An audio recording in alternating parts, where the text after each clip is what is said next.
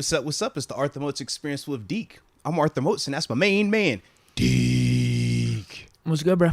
Man, vibed out. Another beautiful day in the neighborhood. Cannot complain. Absolutely. How about you, though, man? You look good, man. Thanks, man. You fresh to death, baby. Let's go. I try. Penguins apparently are going down the shitter. That's what everyone's saying. We're making bad trades. Yeah. I don't know. We just got rid of Bluger. Yeah. Well, we got this dude, Granlund. I mean, he's like a 50, 60 point a season type of guy. Yeah. But apparently there were 3 or 4 other guys that a lot of like analysts and stuff like better for the Penguins, and we got like the 4th or 5th option. I don't know what to make of it. I haven't been paying attention to the Pens enough this year. I know they've been a little bit on a skid. So we'll have to see. It could be one of those things. Maybe this was the shakeup that they needed, but everyone's calling for Hextall's job right now. Yeah. That's what I've been hearing. I know too. one thing. He better not be trading Crosby. I don't want to see Malkin or Letang. They started calling for his job once he started to say that everybody was on the table. He was like, all options out there, man. Yeah, once you actually say Crosby's on the table, no, I'm not accepting that. And this is what everyone else is saying. This was a bad trade for Granlund. It was a bad trade. But we'll wait and see. What if this dude comes out here and drops a point per game rest of the season? He can do whatever he wants. Just don't touch Sid, don't touch Malkin. I think those are the two that we definitely... Yeah, I guess Letang could be 50-50. Because I think I've put him on the block before. Letang has been on the block the past 3 years. What are we talking about here, man? Crosby and Malkin. Don't do that. Those are the two. Everybody else is like, hey, man, we'll see what the deal looks like. Kind of like, is Cam Sutton a must-sign free agent? To a degree. To a degree. Hey. Anything less than 10, all sure. Right. Chris Letang, to an extent, yes. To an extent, though, man. Yeah, because his offense has been still good. Yeah. Defense has been up in the air. Pitt lost, though. Pitt Hoops lost in terrible fashion against Notre Dame. Notre Dame sucks. Whoa. Like, they're terrible. In the tourney? ACC? No, not tourney. Oh, yeah, but see, y'all started, because Sunbelt, we've started. I think it's coming up soon. Okay. Yeah, terrible. Just absolutely terrible. So they're still, I think they're 20-9, but this was another bad loss on top of all the bad losses they suffered early on. If y'all would have beat Notre Dame, would y'all have won the ACC regular season or had a share of it, right? Yeah, I mean, they were in the lead. Miami lost, They were in the lead. I could double check right now. I wasn't able to check out the game. Yeah, I definitely thought that. I saw that when Miami lost over the weekend. They were saying that if Pitt won yesterday, that they would have a share of it or have a chance to get a share of it. Right now, they have a share of it. 3 teams are 14-5, Miami, Virginia, and Pitt. But we are the lowest of the tiebreakers. Gotcha. We were number 1, though. We were number 1 going into that last game. Yeah, because they were saying if y'all would have won that would have locked it in. So that's sad. Yeah. Really sad. Hey, man, on a lighter note, 21-9, that's still a damn good record. I'm about to say, yes. That's enough to get in. Like, come on. Time out.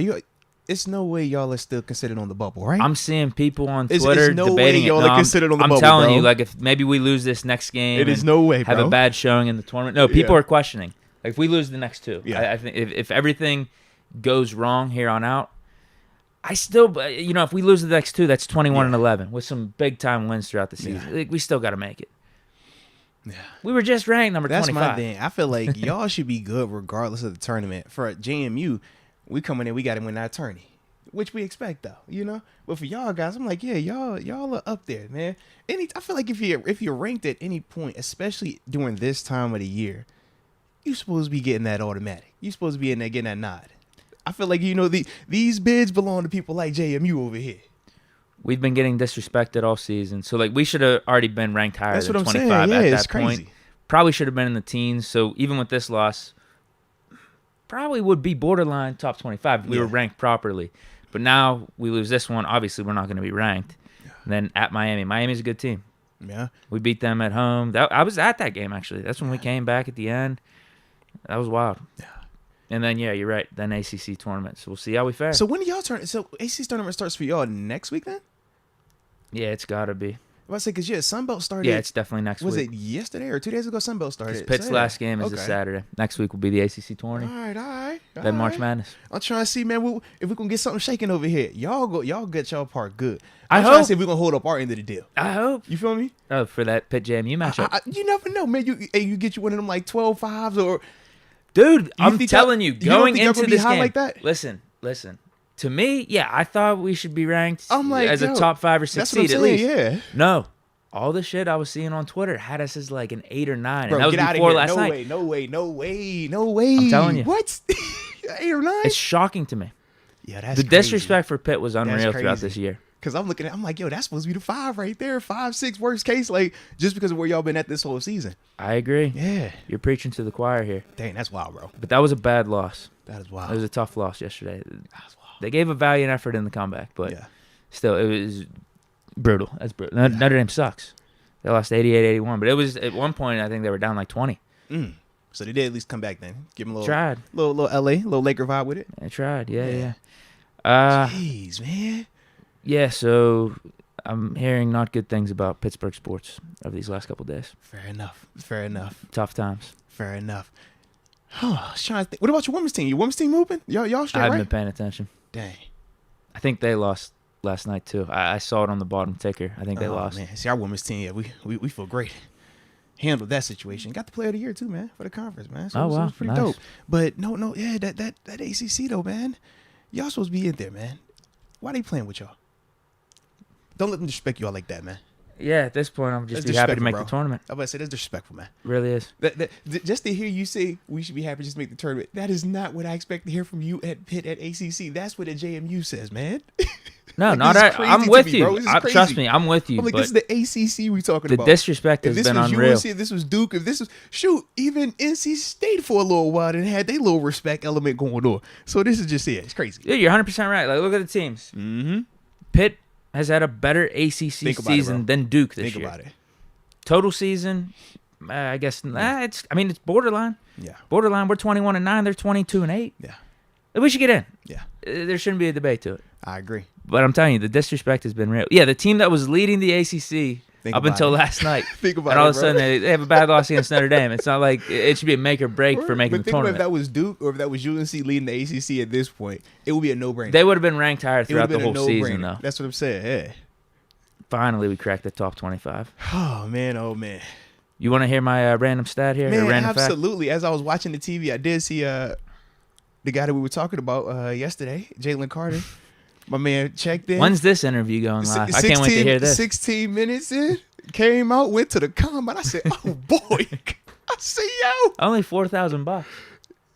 It was reckless driving and, and racing. So it wasn't really like a ton that they could do with that per se, but yeah, it was just crazy to just see when they showed the time. Checked in at this time, came out 16 minutes later. Is that the combine now? I said, well, salute that man. He obviously did it the right way. No, he did, yeah. Just go down. Just handle it, yeah. Square off. Yep. Right in the face. Absolutely, and go man. back to the combine. Absolutely. Don't run from it. Don't run from it. Don't put no subliminals out. He even said, too, actually, there's some reports and some stuff going on in the media that's untrue. And he said, I want to clear my name 100% with this. Yeah. No, I like that, man. I do like that. Because, like I said, it's one of those things where when it's a lot of information and misinformation being spread, it's a ton of, perspectives and just ideas that are going to be placed on a guy, whether it's right or wrong. So, I mean, shout out to him for, like I said, being man enough to even step up and handle it the legal way with the judicial system, and then also to face these NFL execs and stuff like that, because that's going to be a whole nother set of interviews. I mean, you think what the police do is crazy. A lot of the people, when you do these interviews,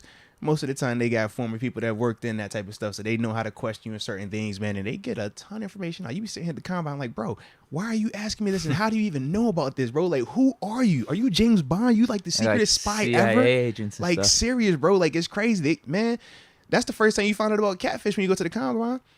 Yeah, when you first come out, when you first get this is how it works out. You ready? You ready? This is how it works out. When you first get the combine invite, this was back when we had Facebook popping, right? It was really no Twitter, no TikTok, and all that stuff. You start getting just all the crazy friend requests from young ladies. You're like, bro, who are these people? Who are these people? They just trying to get that information, though, bro. But you don't know when you 18, 17, you like, bro, yeah, but it's love right here. And then you start pulling up, you like, bro. How legit did their profiles look? Yeah. Well, you got to think, this is when I'm 18, 19, this is what, 2009, 2010. So it's still fairly new. You feel me? Catfish was still a big thing back then, so you don't really know what's accurate, what's not, but everybody feels good when you start getting, and then you look, you like, hold on, man. Y'all got a lot of information that shouldn't be out here like that, bro. Yeah, you got to be careful out here in these streets, man. Got to be careful. That's pretty funny. Absolutely, man. But shout out to the NFL, man. They do like today, stuff. Would you realize it's fake? Oh, yeah. Absolutely you would. But you got to think back then, though, before, they had a show called Catfish, because man, Titeo, what are we talking about here?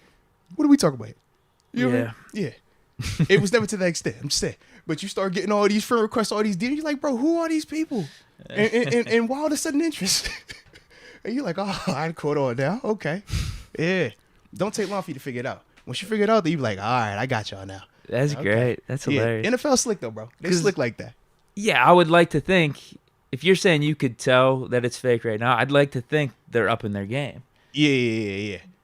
Because of just how prevalent social media is right now, and it, how it is easier to tell what's fake and whatnot. But back then, you couldn't tell. It was no verified. It was no, where's the profile? It's just like, yo, you see the picture? Because Facebook back then, you had to have a college email to even get on your joint. So, yeah, it was just a whole nother world, bro. Whole nother world. But, yeah, bro, they would definitely, you saying like, yo, y'all foul for this, bro. Like, what is wrong with y'all? That is messed up. Yeah, man. Shout out to them, though, bro. Shout out to them. Are you ready for this random fact? Yeah, let me hear it, man. Let's go. So, this one actually has some controversy behind it. Oh, I like a little controversy. Unless we're going, we ain't gonna get in trouble, are we? No. Oh, okay, cool. A pope once declared a war on cats. On cats? Like meow? Like, yeah. I was about to say like Devin. That was foul. I just said no. I just wanted to make sure it was up with the same cat. I'm sorry. No, it wasn't that cat specifically. Oh, well, I'm glad it wasn't that cat because that cat has been through a lot. Yeah. Yeah. Pope Gregory IX, between 1233 and 1234, who was a leader of the Catholic Church, had a lot of power, decreed that cats were agents of Satan and should be destroyed. Jeez. This led to a mass killing of the poor cats, which in turn, some are speculating about this, led to an outbreak of plagues, which then all the plagues going on led to the big one. I think it was like the Black Death, or I don't know. I forget what it's called. The big plague. Like later, it was like 50 or 100 years later than all this. Because the cats, what they would do is kill the rats and the vermin. When you kill the cats, the rats and the vermin carried fleas and the insects diseases. that would have the diseases. The circle of life, man. So there's some controversy about this because I actually dug deep. I'm like, holy hell, is this actually true? Yeah. There's no way this is true. Apparently, it's not. Yeah. Apparently, back then there was a cult involved some like cat or like cat statues or something, and there was an informant to the Pope that let the Pope know about this. And the Pope made some type of decree that had to do with that cult, and so it had something to do with cats. But I think at some point throughout history here, they took that and ran with it. Maybe tried to connect it to the plague as to a reason why it happened. Like cats are bad. I mean, because I've heard people say like cats are bad, like they soulless. They say they gatekeepers to the underworld. And when you kind of look at how they maneuver, they do some like just weird stuff, man. My first face mark came from a cat, man. The cat was living with me. Everything got picked. I remember when I was always a dog person growing up. Yeah. My family had dogs, so yeah, not really familiar with having cats living with me. But one of my buddies growing up, I mean, he would come to school. Like, holy hell, the scratches he would have on his arms. And he would just like not make a big deal about it. He's like, yeah, my cat got after me yesterday. Would your dog ever get after you like that, bro? No. You've seen how crazy my one dog gets, and she don't never do that. No, they're respectful. You know what I'm saying? There's a line they don't cross. It is. Cats, they just don't care, bro. But then I've also seen that Netflix series, You Don't F With Cats. Because people be crazy behind them cats, man. Meow. So, yeah. I'm with you, though, bro. I'm with you. Dang, dude, that's... Yeah. But, yeah, random fact, but also kind of a myth. I like how it stems right off of the catfish that we was talking about, too. See? It was perfect. It just went in line, man. All the cat going on around here, man. I'm glad I dug deep on that because... Bro, there's some of these sites, you never know. Oh, top 10 random facts. So you got to dig deep a little bit. Make sure you better be careful. You better be careful with this cat slander. They're going to come and run up on you at the nighttime, bro. Just be all right. Be on the lookout, man. Cats don't play. Yeah. Cats don't play, man. I don't trust cats, bro. Like I said, man, that scarred me I'd never forget that. Every time I look in the mirror, I be like, dang, bro, that cat really got me. Camille, that was her name, bro. I'd never forget it. 36th Street, never forget it. Never forget. Right before school, I was like, bro, what is this? So, yeah, she's psycho. Oh, yeah, man. Yeah, so I'm good on the cat life, bro. But for all the cat people out there, salute you. All right, stay safe. I like that random fact, though, bro. I like that. Random Let's go, man. Too. Shout out to Deke, man. Deke thoughts. That's how we starting these shows out, man. Let's go. Let's go. So with that being said then, man, because we do got plenty we're going to talk about today. So let's go ahead and start the show like how we always do. Let us know where you are tuning in from in the comment section. After that, we'll give you that big boy shout out to start today's show. And hit that like button one time for the real ones and for the cats out there as well. How about this one? Richard Arbizo, in Japan, black cats are a symbol for good luck, for wealth. Now, see, he said in Japan, but you think about in American culture, we look at black cats as the opposite, as bad luck. You don't want to cross the path of a black cat. Alan Dennison brings this up too. Cats are worshipped by Egyptians. I have heard. Yeah, well, we've seen that. Absolutely. They mummify them. Yeah. They're supposed to be like, higher beings. Okay, we got Rod Dollars. He's always tuning in. Shout out to Rod. 330 Youngstown, Ohio. You know he tuned up. Sure line, baby. Richard Arbizo, 310 Carson, California. Rocking my Najee jersey at work today. With the fresh cut on some big Deke energy. I like that. It was Jersey Day at school today, too, for my little ones. Nice. Yeah, man. It was still a jersey in the building. Only one out of the three. Yeah. You know how that go. G was rocking that Cardinals, huh? No. He had his quarterback on. You know how that go. Damn. Yeah. Ava was rocking Steelers, right? Yeah, she held us down. Ava held us down. Yeah. Good. John Easton, 619 San Diego. Is a tomato a fruit? Technically, isn't it? Yeah. I don't consider it. Yeah. I mean, technically it's a fruit, but put tomatoes in the category. What we talked about yesterday? Blueberries and what was it? Blueberries and pears and peaches. Tomatoes are fruit. Yeah. I have it in that category. Very bro. bottom of my fruit tier list. Yeah. I hate tomatoes. Yeah, I'm anti-tomato, bro. Unless it's a ketchup, I'm all for the good. Keep that over that way, man. Calmonier, the 820 Green Mountain State. Let's go. Shout out to Cal. You know we got love for him, man. Dude, I really like the treats and the gift basket that he gave. Facts. I still have yet to use the syrup on pancakes. I'm ready to rock the shirt again, bro. I have yet to use the sauce on like chicken. No, it's fire though, bro. Is it? Yeah, absolutely, man. But I'm ready to put the shirt back on. I was trying, I don't be wanting to like wear it like back to back too many times, especially when we on camera. People they think like we ain't on the washing machine. That's the weird part. I'm like, bro, we all right, man. We just wear the same shirt over and over again, man. Yeah, I got over that a while ago. I think you rock way more fresh fits for the podcast as opposed to me. I'll rock those Carhartt shirts all the time. It'd be crazy. Like, yo, you had it on there. I'm like, bro, I got a wash machine too, man. I promise. I nice wash machine, man. It wash and it dries. I got the dry next to it, man. Yeah. It's craziness. Yolanda Davis, Dayton, Ohio, the 937. Let's go. Shout out to Yolanda. Let's ride. Let me tap in real quick, man. All right, I got Berg City 6-time champions. Blessings, fellas. Well, likewise to you. 734 Belleville, Michigan. Then after that, we got the homie Scrooge Greedy tuning in from the 918 Tulsa, Oklahoma. Then after that, I see we got the tomato crew coming in here. We got the tomato supporters and the tomato antiers. I don't even know if that's a real word. It just sound cool. All right. Oh, Damon Brown. Did you already say Damon Brown? I think you mentioned him, but I'm going to shout him out. Shout out to Damon Brown. Tuning in from the 706 Augusta, Georgia in the building. And are you ready for this? He says, shout out to Steelers Girl 517. You know Steelers Girl 517. She always pulling up. AJ Martinez. Can't go anywhere without AJ. And he has Let's Go UW. He says, watching the big boys in the combine. Yeah, man, the combine is started, man. Guys are out there putting in that work today. Yeah, and we'll talk about some of the guys that the Steelers have already had formal meetings with as well, man, at the combine. And we'll continue that coverage once all of the results and stuff like that are done over the weekend, man. We'll tap into that on Monday and, more deep diving and stuff like that. But, oh, man, always got love for my combine guys, man, always. We're getting a reason as to why tomatoes considered fruit. It's because of the seeds. Derek Gustafson says that. So seeds equal fruit. Is that what he's saying? I guess that's a fair point because think of like broccoli and all the other stuff, asparagus. They don't have seeds. But how does it grow though? Where does it stem from? I don't know. I have no clue. Yeah. No clue how that's that my works. whole thing. I'm like green beans, those are beans. Beans, yeah. But not seeds. Tomato does have seeds, I guess. So it has to have seeds in it afterwards, I guess, because fruit can reproduce fruit, whereas vegetables don't reproduce vegetables. I don't know. Above man. my pay grade. Definitely above my pay grade. And I research too much for these type of conversations, man. So, yeah, I did. That make my hair hurt a little bit, bro. Well, I'll hit these super chats Let's do it. Jonah Paul. Yeah, that's another good question. What about green peppers? They got seeds. Shout out to Rod Dollar. Oh. He brought that up. Green pepper has seeds. Hold on. I'm curious. Okay, I'll look it up. Jay Flame, shout out to fried green tomatoes. He said it's definitely top tier. I've never had it, but I like the movie. Peppers are fruit. There we go. All right. It confirms it. Does it have seeds? It's seeds. So whatever has seeds. The botanical classification, peppers are fruit. Does it say why? With this definition in mind, peppers are classified as fruit because they contain tiny seeds in the middle. Cucumbers. Check it out. Grow from... Wow. Justin Mel just said cucumbers have seeds. Let's see if cucumbers are fruit. Cucumbers are fruits. Yeah. This is crazy. This is crazy, bro.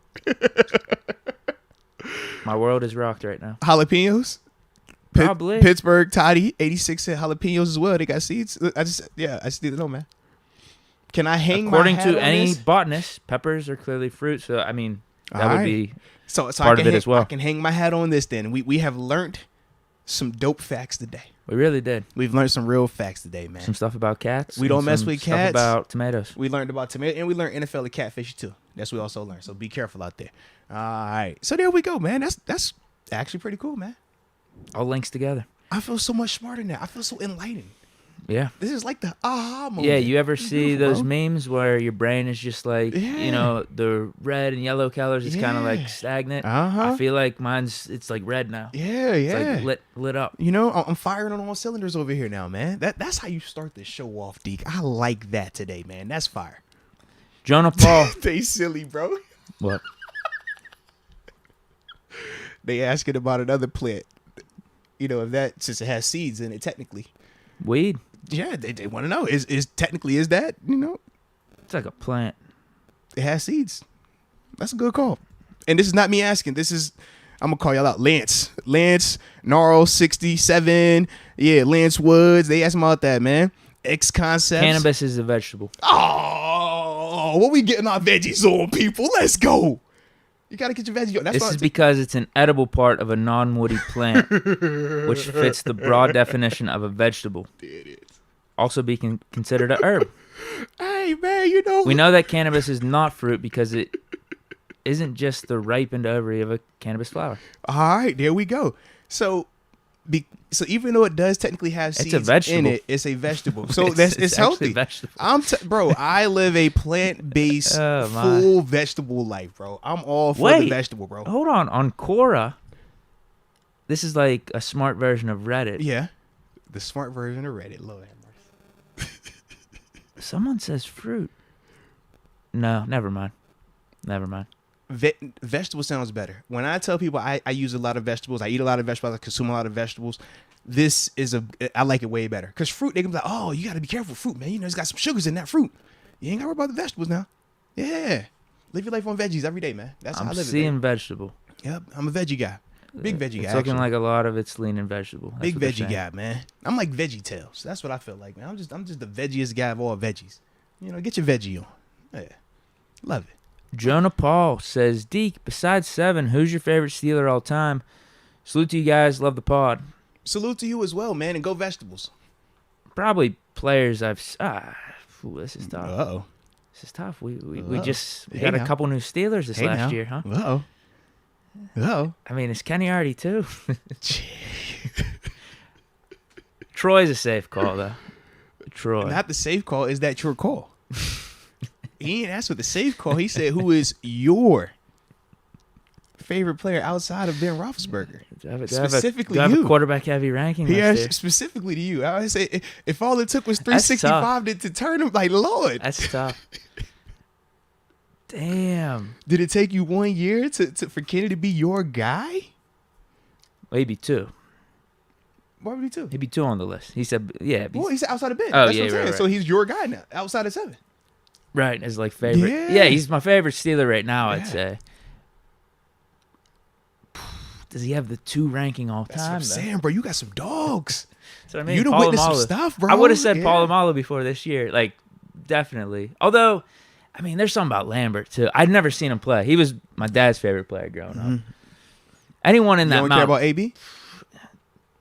Oh, so you don't care about AB no more? Damn. Wow. AB an owner now too. I don't know if you know that. I saw that. Yeah, ownership group, man. Salute. I may have had in previous rankings had AB over Polamalu actually. That's a good point. Mm-hmm. He kind of hurt himself on the rankings. It don't matter. It don't matter. It's tough. Hey, eyeball test. When it was actually happening, There it is. That's all that matters. yeah, bro. AB might have been 2. Like if we're gonna stack him between him, Polamalu, whoever else I might consider. Because I actually watched those guys play. It's tough to do the whole Jack Lambert and Mean Joe Green. You watch Debo? You don't get no love? Nah, he's a staple. I'd put AB and Troy over him. Like I said, in the moment. Yeah. Damn. I really like Porter, too. Peasy. I like Porter. I liked how he would talk trash and would go at it with the Bengals and the Ravens and stuff. Does Pickett overtake all those guys already? I'm like, bro, you're about to put Kenny over all of that? I mean, it's your list, so it can't be wrong because it's your list. But, woof. I'm like, all right. Wow. Can we come back to that one at the end? Those are the guys that are in the mix. I'd probably right now, though, with how everything's played out in the history of all this, probably have Troy over AB. Okay. In the moment, though, that Big Ben AB, I would have said Big Ben AB, 1-2, for sure. Okay. Yeah, let's come back to that. What's your answer? For me, man, I always start defense, man. I was Debo. That was, like, my guy. Like I told you, like, studied him, watched everything about him, like, was, like, obsessed. You know what I mean? And then after that, Peasy. Like, those were my two dudes, man. But, yeah, TP. Without a doubt, man. He was Mr. Head and Shoulders. He'd be your top guy? Yeah. No. You ain't hear what I just said. I said Debo, Peasy, then TP. Oh. Yeah. Debo was, like, my guy. Like, because I didn't care about the Steelers. I was not a fan. You know what I mean? So it was like, the only thing I cared about was them LBs, but more importantly, Debo, he was killing folk. And because I looked at my body tape like his and was like, yo, that's the guy for me. But then I love Peasy because, like, you talk about him talking smack, kicking people, beating people up. He'll spit. Like, he do all the stuff. You know what I mean? He just live, but he was nice, too. So I love that. And then TP because, like, bro, he was the first defensive dude to legit have commercials. Like, my man was out here rocking the Head and Shoulders like he was the quarterback. It was crazy to me. So, yeah, man, I love them three dudes. Like, that's how I would rank them. And then after that, probably going 7, AB, L Bell. Oh, yeah, Bell's a good call, too. Like, that's how I'm looking at my top 5 off the top of my head. Holmes is up there for me, probably. Okay. He's in, like, the top 10-ish. Yeah. Because I'm thinking offense. Heath, he's always a staple. Mm-hmm. I'd probably put Holmes over him, though. Okay. I'd probably put Holmes over Hines, actually. As weird as that sounds. I mean, I think Hines should be a Hall of Famer and everything. You know more of the San Antonio. Like, for me. It's just like, I don't know. There was something about Hines. You always knew he was the, that staple guy for the franchise. Whereas, like, Holmes brought that electricity. Yeah. See, for me, I got AB is my electric guy. Then I go Hines. Like, when I think of, like, my next receiver, I'm like, it's got to be Hines. But AB is, like, my guy. In terms of on the field, he's my guy. Like, I don't want another receiver outside of him. Even though we had him only for a short period of time in the Ben era, it was only 1 year. It was Ben's rookie year. Yeah. I like Plexico over Hines. I was pissed we got rid of him. Plexico, he from the crib, so I'm biased. Ben and Plex had a really good connection his first year. Plex from the crib. And we had to let him go. He wanted money. Love Plex, man. Plex can get it done. All right. Yeah, just ask me at the end. We'll see who my number 2 is. Dang, they even said TJ over Kenny over TJ. That's what they calling out to you now, man. Sheesh. Hey, Deke said that. Remember, that was Deke. I ain't say that. It was him. Yeah. Minka could probably be thrown in the mix, too. All right. Yeah. You got Kenny over Minka, over TJ, over Cam. I'm like, good rookie year. What can I say? It was a good He's rookie all year. pros and defensive player of the year. Listen, man, game-winning drive on immaculate reception night. Trying to be Hall of Famers. My man said, yo, F all of that.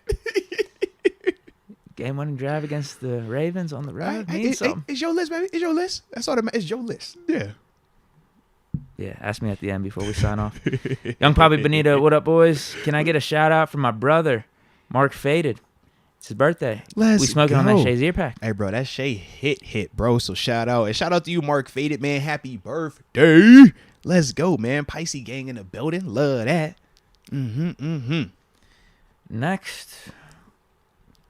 Oh, I think this is on me. I got we got an upper room member. Raise Ox. Welcome to the upper room. Yes, indeed. Yes, indeed, baby. Appreciate you for the support, man, and welcome to the family, man. In fact, now that I think about the upper room, I think it's a film session still available in the upper room, early access. DeMarvian Overshown. He's still in there, actually, man, for the early bird for the members only crew. So, Ox, Raise Ox, check that one out. But if not, wait till the next type of early drops for the members. So salute you. Black and Yellow Texas Steel is just celebrating the man's birthday. Says happy G-Day to the GOAT. Let's go, man. And that's the beauty about the community too, man. We always show each other love in this community. I like that. Y'all are awesome for that, man. Keep up the awesome work. Fish Momentum, what's good? Happy B-Day to the real GOAT, Big Ben 7. Oh, that's who he's talking about. I guess it's Big Ben's birthday today. I did see that online. Yeah. Yeah, I liked it, man. That's maybe who Black and Yellow Texas Steel was talking about. Yeah, he definitely put it up there, man. He put the little picture up on the Twitter. I was like, oh, man, look at the fan. They out there on the range. They walking on the horses. It was just beautiful, man. He looked happy. Like he enjoyed himself, man. Salute my dog. Salute him. Yeah, the GOAT. 1 year older. We got Camonier. Moats, you giving the Cardinals an F2. I like the whole report card thing. The Steelers need to make some serious changes. Stadium upgrades. Hey, it's funny, man, when you start seeing the reports come out and when you're hearing that it's from players, how people reacting to it. I started seeing them coming at Mr. Rooney. Does Mr. Rooney spend more money? Mr. Rooney this? I'm like, oh, Lord, now. Y'all all right now? But, in terms of the Cardinals one, I don't even remember. I think it was what they said. I want to know who they were talking with, too, because they said the nutrition wasn't good. I kind of liked the food, but the problem was they definitely have a lot more of like the super healthy like vibe out there with their chefs, where not all teams focus on just the super healthy. Some care a little bit more about the taste, you know. But yeah, man, I'm definitely liking some of these grades, man, just because it puts more transparency out there, man, and it kind of shows the fans and media a little bit behind the scenes, man. Things that people don't always know, and for us is weird too, because we already know if you're trying to complain to the public, they're going to side with the billionaire over the millionaire. I don't understand why, but that's just how it goes. But I think with this, it kind of takes the pressure off of the players publicly or individually saying something. And now it's just more so putting the focus on the organizations and showing, you know, just certain things that when you go around the league that are standard, they should be standard everywhere. But if you don't know these things, then yeah, when you hear a player might bring up or mention something, it's going to come off as far-fetched. But now with these type of just reportings coming out where they're able to really hyper focus and let the people know how the players are actually feeling, maybe some change will happen. Maybe a little bit of that pressure will be directed to the ownership, the people that can change it, versus it more so being received as backlash towards players. So yeah, man. We also have Oxray's Ox gift 10 Arthur Moats memberships. What? Let's go. Ox raised Ox. He hopped in the thing and said, let me go crazy real quick. All right, let me find these names so I can shout them out real quick. I'm trying to find them too. I lost the names. I don't have them. So that one's on you. I am in search. Ox raised Ox. Actually, I don't see the names at all, bro. Yeah. I got that he gifted it. I just don't see what the names are. I can't find who it is either. Or has he not gifted them yet, maybe? I think he did. All right. Well, whoever's joined, welcome. Yes. And thank Ox. Yes, absolutely. Ox Rays Ox, we greatly appreciate you and everybody that is a part of that group. Welcome to the upper room. Yes, indeed. Yes, indeed. But yeah, I can't find the names either. Yeah, I'm definitely looking. Yeah, I was looking. I ain't seeing them. I got nothing. Yeah, if they pop up, though, I'll make sure I spin the block on them. Ty_2. Happy birthday to 7. Juju versus the Eagles. AB, now a part owner of a football club. Yeah, so what was the Juju thing? I did see something like I guess he did like a skit. Yeah, I didn't see the skit. Watch the whole thing, though. Yeah. But did you see A.J. Brown's message to him? Absolutely, I seen that. Yeah. Because I'm assuming Juju was mocking him and the Eagles in the skit. Gotcha. I mean, you know, everybody like to play. It's all fun and funny until it's not. So we'll see. Yeah, this is on Juju, man. Like, that's what I'm saying. Like, yeah. Now it's really going. Like you're really poking the bear. Right. And like, okay, the first time it was still a little unclassy. We all felt like, but all right, you're coming a couple days off the Super Bowl. Yeah, we can let it go. You're still putting a target on your back. It was funny. You got the champagne on your breath. We get it. Yeah, we all agreed it was funny. It was good timing, all that. But still, you know, you still got to play against these guys come Sunday next year. Now, you know, we're a month removed. Not a month removed. You know, 3-4 weeks removed from this. Yeah. And then Juju is doing this skit, and here's what A.J. Brown had to say to him. I don't know where this was. This is on Instagram or something. Yeah, DM'd him, slid in the DM. Yep. And did Juju? Who screenshotted this too? Who got this out there? Right. Yeah. Cause I just saw it as like A.J. I just saw it Brown. as like a compilation. It was like the skit, then it was the DM. It was like in the same post. I don't even know who I saw the post from though. I just know it was on like Twitter. Yeah, I think every like NFL media outlets posting it right now. AJ Brown says, this is sent to Juju, I don't play them kid games. If you want to see me, I'm with it. You better go to Cabo and join your ring. Stop effing with me. Leave me off all your TikTok shit. And he drops some other words. So I appreciate you not including those other words. I didn't know. I could have said it. I would have said it. No, I appreciate. I would, because I've seen. I was like, is Deke gonna go all the way there? I have no problem. I would have said it. It's just I don't know. I appreciate you. You feel me? Like just know, if nobody else tells you that they appreciate you, Deke, I greatly appreciate you. That one got you sweating. That one have you nervous? I mean, I've dropped F-bombs on it before. I know. You just never know. It's like I could. I mean, we got. But yeah, AJ Brown's not happy. Yeah, I mean, this is the thing, man. When you talk about personalities, you talk about NFL players. Everybody has different backgrounds. Everybody has different upbringings, man. For some people, they leave it at it's just social media, it's just fun and games. Other people, it's more than that. And you can't tell a person how they should or should not react. That's the other part. And that's the thing when you see how Juju is kind of, continuing on with this. I know Juju. His temperament isn't that. His temperament is this is fun and games. But not everybody is fun and games. Not everybody thinks that's a ha-ha thing. And when you hear how AJ then responded for the second time now, that's not a guy that's joking. That's not a guy that's finding anything that you're doing funny or comical. I saw Darius Slay respond. You see what I'm saying? Too. Yeah. So it's like, all right, social media, cool. You feel good. You get your interactions. But remember, you still have real life. And y'all gonna cross paths at one of these times, man. And that's one of them situations where it's like, what are you trying to create? Because you do all of this, but then if he actually touches you, now you're going to play the victim. And it's like, no, that ain't, So, it's one of those things, man, that, just, hopefully he's a little more sensitive to the situation going forward. But we can't control how Juju going to talk. It is stuff like this, though, as to why I feel like we said once Juju went a different direction. There's a breath of fresh air here. Seriously, man. Just is. Because even though I don't think he's a bad teammate, no, he's not. I don't think he dude. means bad by any of this. He's just trying to troll a little bit. Yeah. There's stuff that comes with this, though. We're talking about a team game. We're talking about a violent game. And it's stuff like you troll with people that you control with, civilians, people that ain't really like on that. When you hear a guy that is letting you know, hey man, I'm actually on that. Nah, man, you keep playing that game. You're going to get that reward, and you might not like it at the end, man. So, like I said, hopefully both of them two dudes could come to an understanding. More especially so, hopefully Juju could just... the play ain't like an AB or like a T.O. or Randy Moss. That's the issue. You know that. If it was anybody... Man, Tyreek Hill could be saying whatever he want right now. Justin Jefferson could say whatever he want right now. Jamar Chase could whatever they want right now. Yeah. A.J. Brown could say whatever he wants right now. But think about it. It's just like, that's part of the problem, man. But it is what it is.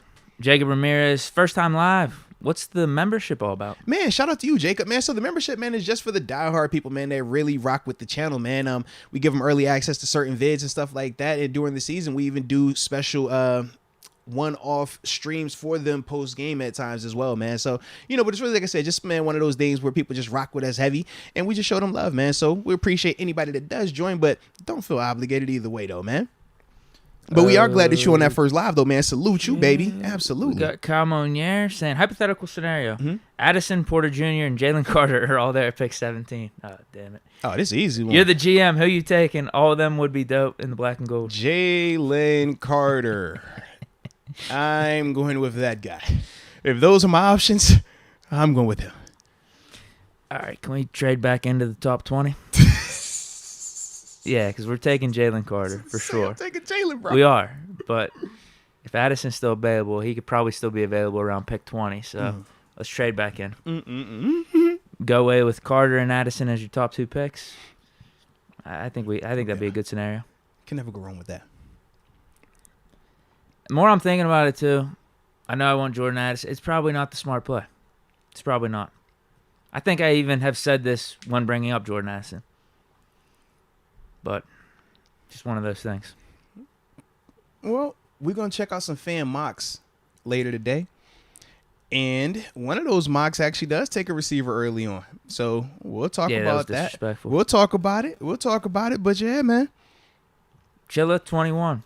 Yeah, that's the thing. I bet you we'll pull up this dude's mock draft. There ain't going to be as much hate about that pick as it will be for Jordan Addison. Yep. If we're being real. Yep. We'll wait. We'll get to it. That's messed up. But you know, that's messed up. As soon as I saw it, I was like, this is the funniest part. But I'm right there with you. I thought the exact same thing. It's weird. I was like, There's if that was this name, There's an anti-Kenny Pickett bias it would be going on totally different. Yep. And I think Addison, it's arguable he's better. We're gonna talk. I promise we're gonna talk about it though, bro. Absolutely, we're gonna definitely talk about that though. But yeah, as soon as I seen it, I was like, yo, this is funny. This is really funny right here. Chilla 21. Should we go after James Washington? Is he back healthy? I thought he had to have surgery when he got hurt in Dallas with the foot injury. He did. Yeah, I just don't know what his status is. I can't remember if he came back. I can't remember if they. No, he was done for the whole year because he had to have the surgery. And that's let me check. Let me see where he's at. Either way, I'm saying no. Yeah, I'm good on it.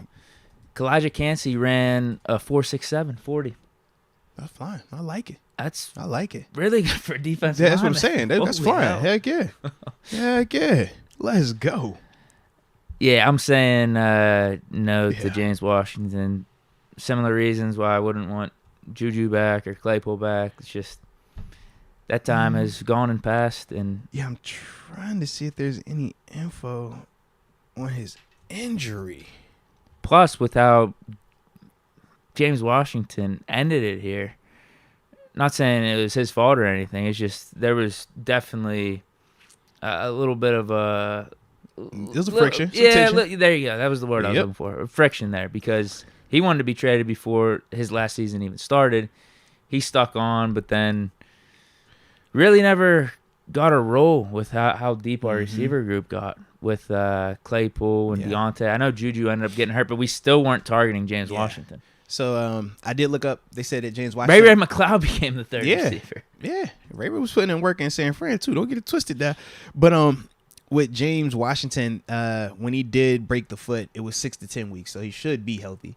But yeah, knowing just him being disgruntled to an extent where it at least came out that final year here, I think that ship has sailed for both parties. I think for the Steelers, it just doesn't make sense to go back to a James Washington where you're going to potentially have any type of friction. And I just think that they would much rather just go the younger route and the more healthier route. Production hasn't been there with him either. So and with James Washington, he's still coming off of a foot injury. So do we want to have two receivers that we're banking on coming off of foot injuries to be contributors, because we already are waiting to see what Calvin Austin is going to look like after his foot injury also. So, that's kind of like my thought process in terms of why I would probably pass on James Washington if I'm Pittsburgh. Jesus Pacheco. Moats. Vince revealed who got cut. Racing Shazier. It was Wheaton who got hurt and released. Hey, man. Shout out to Vince, man. But yeah, man, it happens like that. Boy pulled up, tore that thing, and then after that, he never seen that feel again. But when you get hurt doing something that you ain't supposed to be doing, that's how it go. But yeah, it was turned up. It was fire. It was crazy. But yep. Yeah, I remember you said that story. Yeah. Shout out to Vince. See, I don't be trying to drop no names. Vince be over here dropping names, man. I be trying to just I'm going to give y'all enough of it so y'all can get the gist, but then y'all got to do your own homework to find the answers out.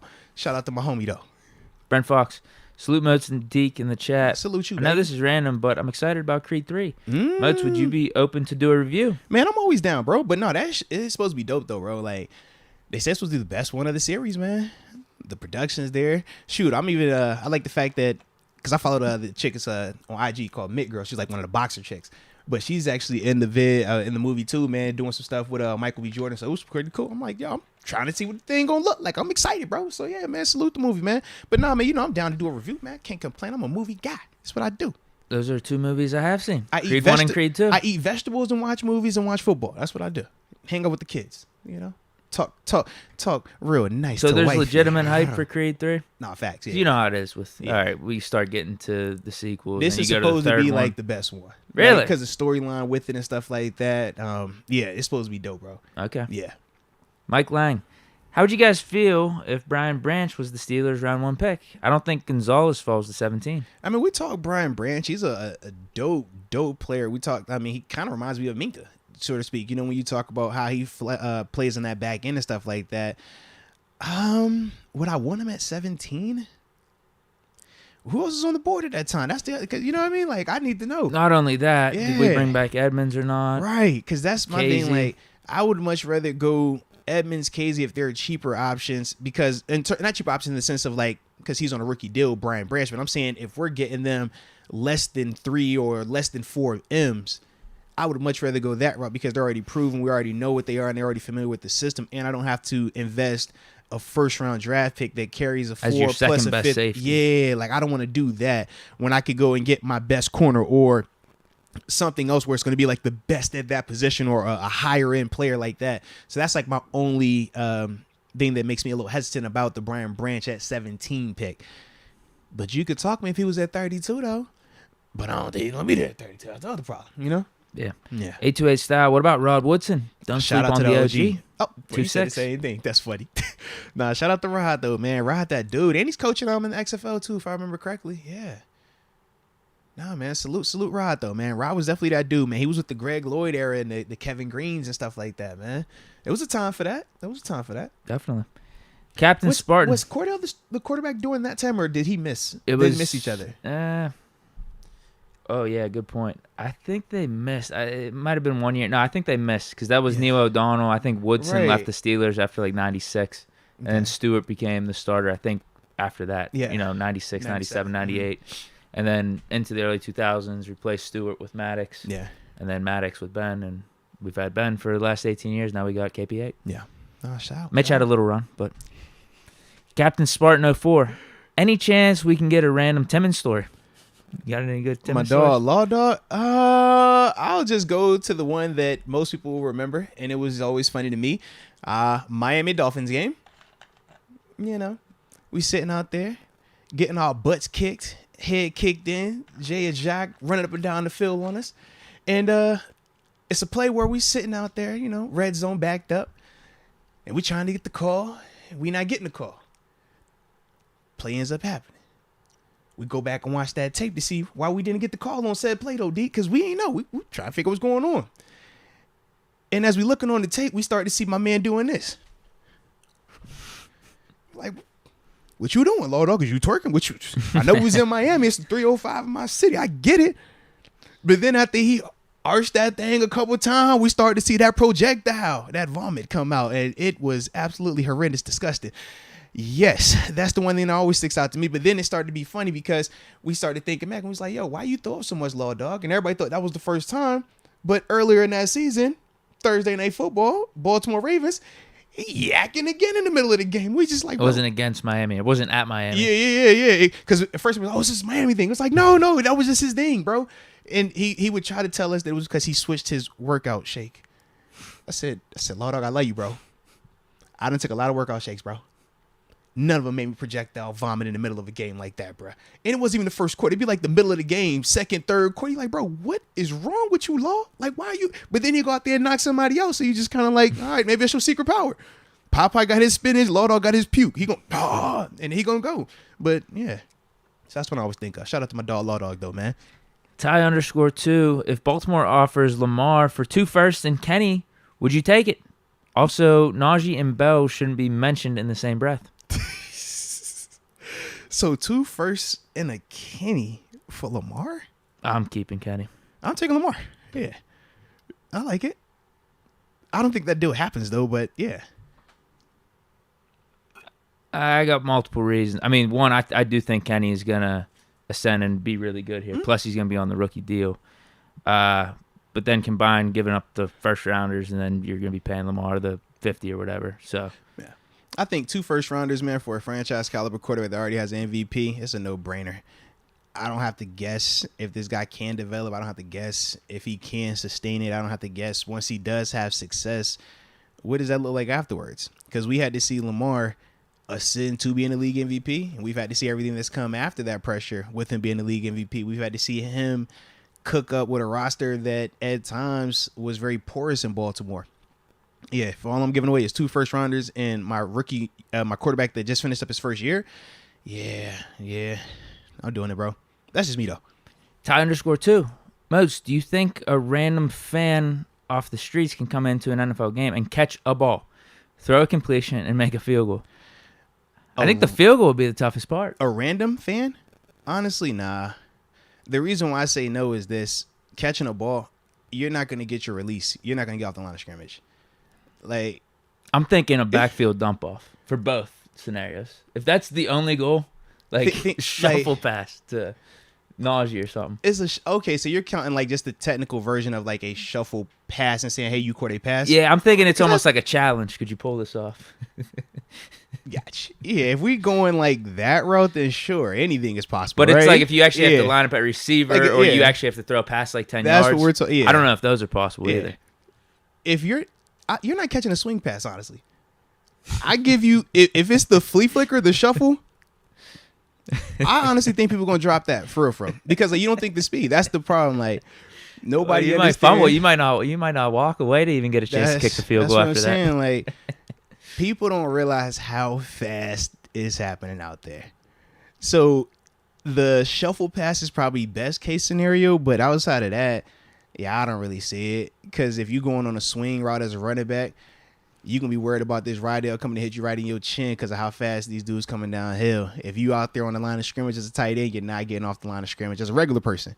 If you are at wide receiver, you're not beating off of a jam. Yeah. Throwing the ball. Yeah, I don't see it. Yeah, because even with the field goal, like, it's easy to kick, but the timing of it, that's the problem. Like, everything is happening so fast. So it's not that people can't throw a football or people can't catch football or people can't kick a football. Plenty of people can do those things, but we're talking about the performance under pressure element, how fast it has to be done, how precise it has to be done. One false step is the difference between you making a catch and you missing a catch, or you making a field goal, you getting the field goal blocked. Like, it's literally down to, like, that type of, like, science with it. So, yeah, I really don't think that people are street. Man, it's practice squad people that can't do this.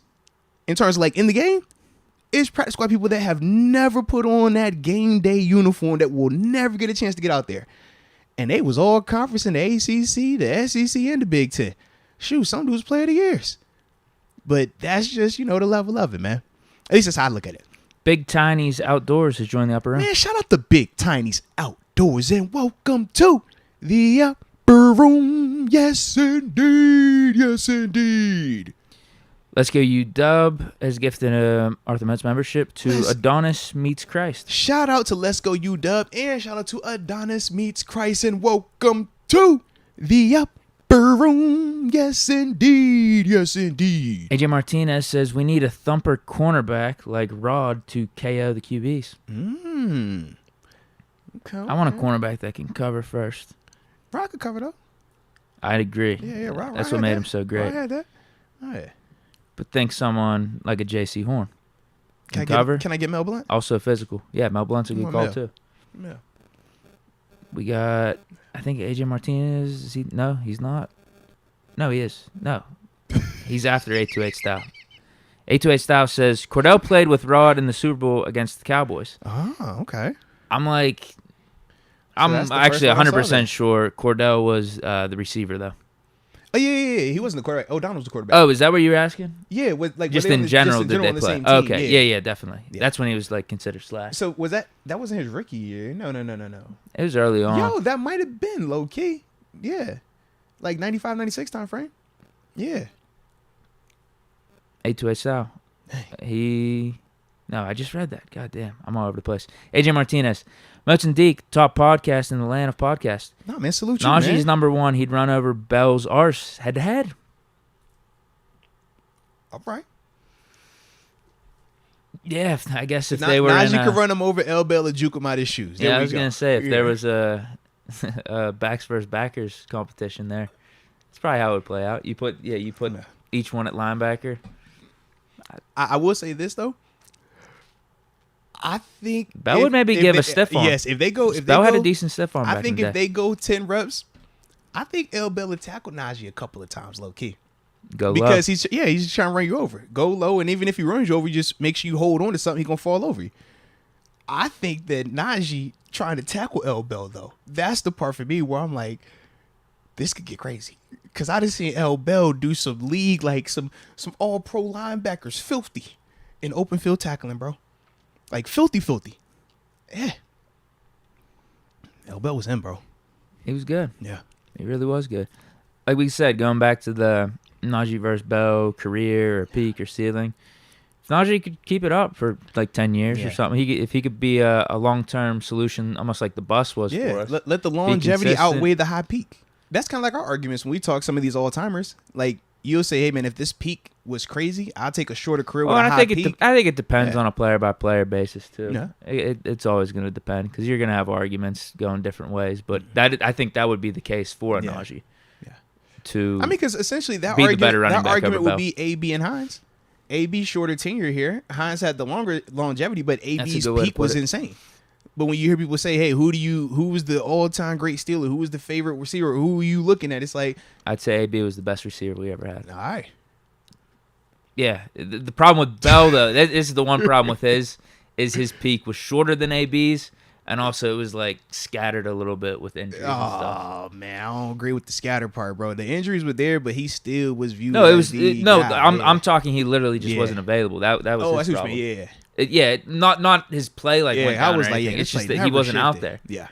That's the problem. Because, like, he missed, half the year. He missed the one half a year. Was that 15? I want to say he missed playoff games. Yeah. That's the thing that sucked. And then he had missed a couple because of the suspension. Yeah. Yeah, that's the tough part because I think AB has a better case for the short peak versus the double digit years of sustainability. Yeah, but Bell that 1 year, man, the 2,200 yards, he had 800 receiving yards. It's insane. It's insane. AJ Martinez, stop the mistreater marriage. My mistreater got proposed to. I need to derail that choo-choo train.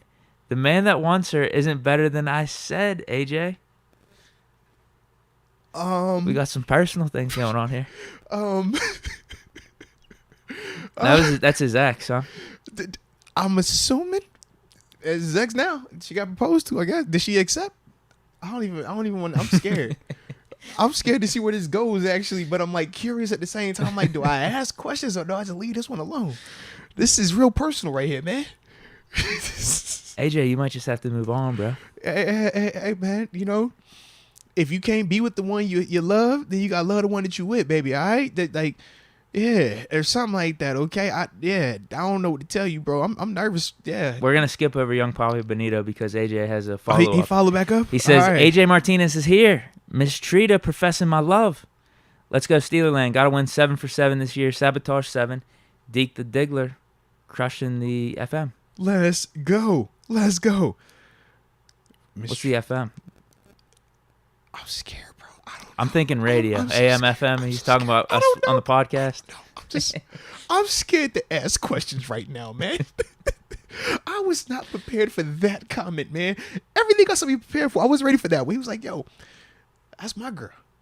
But she got proposed by somebody else. He ain't mad at me, though. I don't know what energy he's on right now. Like, is this like a vibe, or is it like, yo, you about to, we putting the battery in your back? I don't want to put the battery in your back, and you go do something. You come back and tell people, hey, man, I was listening to Moats and Deke, and they told me it was cool. I don't want that out there now. You feel me? So yeah, I don't know. They're saying you need to back up AJ and be at the church and yell, I object. Dude, man. You need to help out our guy, AJ. I don't want no problems, man. I don't want no problems. Young Bobby Benito says, Moats, what's your best game as a pro? You were a dog. Oh, no, man. Appreciate you, man. From the heart. My best game as a pro? I don't know. I have moments like that. I more so think of like favorite moments from games versus like me thinking back and saying, hey, man, this is like my all-time performance. Like, yeah, I don't know, man. I would say a couple of games that stick out just off the top of my head. Was that 2014 Ravens at home? That always sticks out to me, man. I mean, of course, Yeah. Actually, never mind. All right, so I like that one. I like the Cincinnati playoffs one. That was another one of my faves. Like, just personal performance, the energy that was in there, obviously how the game ended. Like, that always sticks out to me. Q saying Moats' best game is when Troy got Moats in trouble. Troy would get me in trouble. Yeah, Troy do that a lot, though. Because Troy gonna hit you with the, hey, yo, I'm going to blitz. You go over there and drop that. And then your coach be over here like, don't listen to Troy. Whatever Troy says, ignore him. And you're like, Coach, you're on the sideline. I have Troy Polamalu in my ear. I have to look at him in the huddle. You know what I mean? Like, bro, what we talking about, Coach? Of course, if Troy tell me not to do, I'm not going to do it, okay? And then when Troy be like, yo, Moats, it's on one, just go. And it's the Tampa Bay Buccaneers, and it's not on one, and you jump all sides in the fourth quarter with like 2 minutes left, and they get the first down. Your coach look at you and be like, hey, get over here. Be like, but Troy. It'd be like that, bro. It'd be like that, man. It's tough.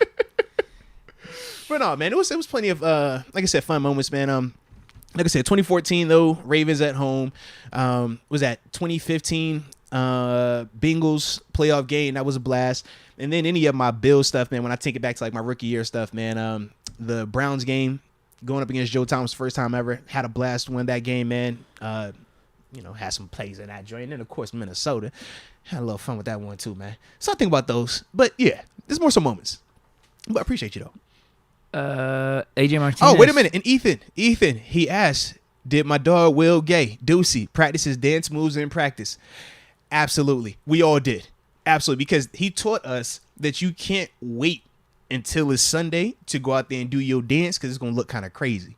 And we could highlight people that did that and we'd be like, yo, you look kind of crazy right here. So that was a thing. We would say you practice like you play. So if you get a turnover in practice, you better cut up and act a fool because you need to make it look perfect for when you're out there on Sundays. So, yeah, when you think about Cincinnati and some of the partying that was going on, you obviously got Peasy over there swimming. That wasn't the first time we seen all that. No. You think the first time we done had like a whole moment just like stop because everybody just jamming and dancing? That was a thing, but that was during that time. It was okay. It wasn't frowned upon because we knew on offense, man, we ain't tripping. We got the killer bees, bro. They waiting on us. So if we do something dope, man, they going to be all right. So that's kind of how we looked at it, man. Yep. Shout out to the homies, though. Those were some good times. It was, bro. AJ Martinez just saying love and blessings to all in the chat. Let's go. It seems like he's on a more peaceful vibe right now. I like that then. Like the positivity. Fish momentum. If Mitch left, would you take Lamar or Baker?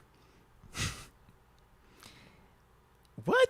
Is he right with this question? Is he asking? Because I would take neither, actually. I would take neither.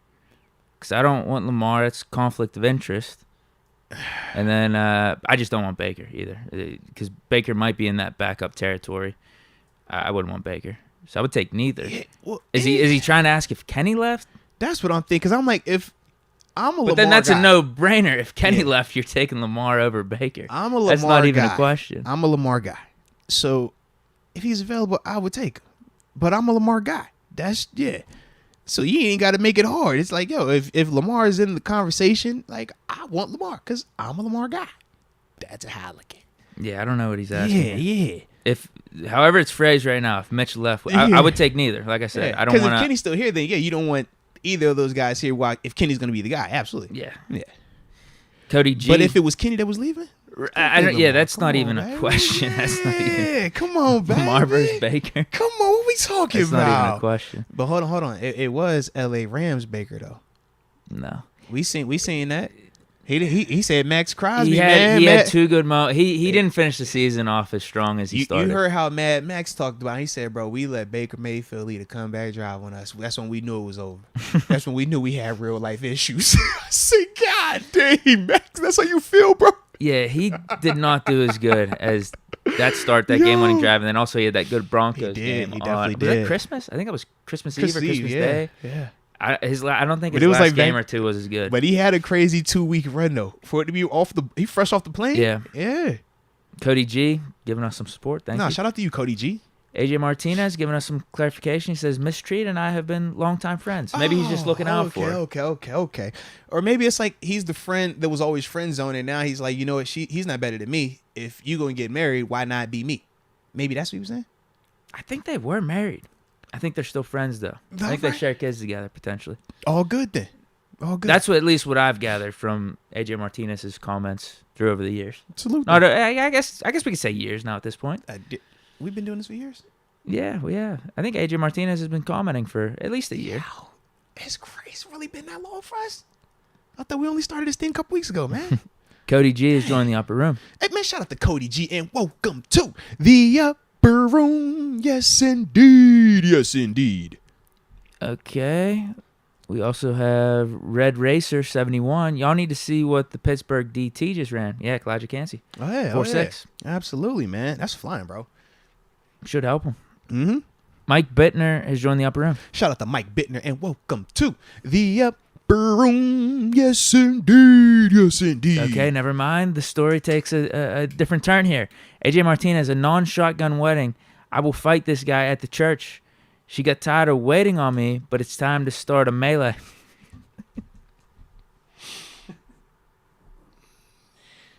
AJ, be safe out here, man. Be careful out here, man.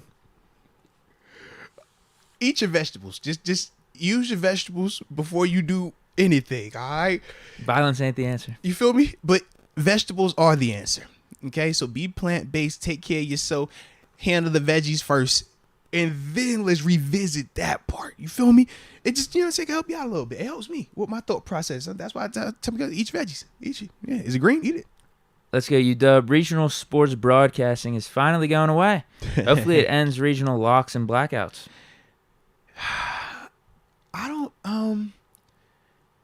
I've seen rumors about some of this stuff. I don't know exactly how. I saw in particular with Pittsburgh, the Pirates and the Penguins, and their deal with AT&T is going away. I don't know what those teams are going to be looking for. Yeah, could it be a whole new streaming service? Right.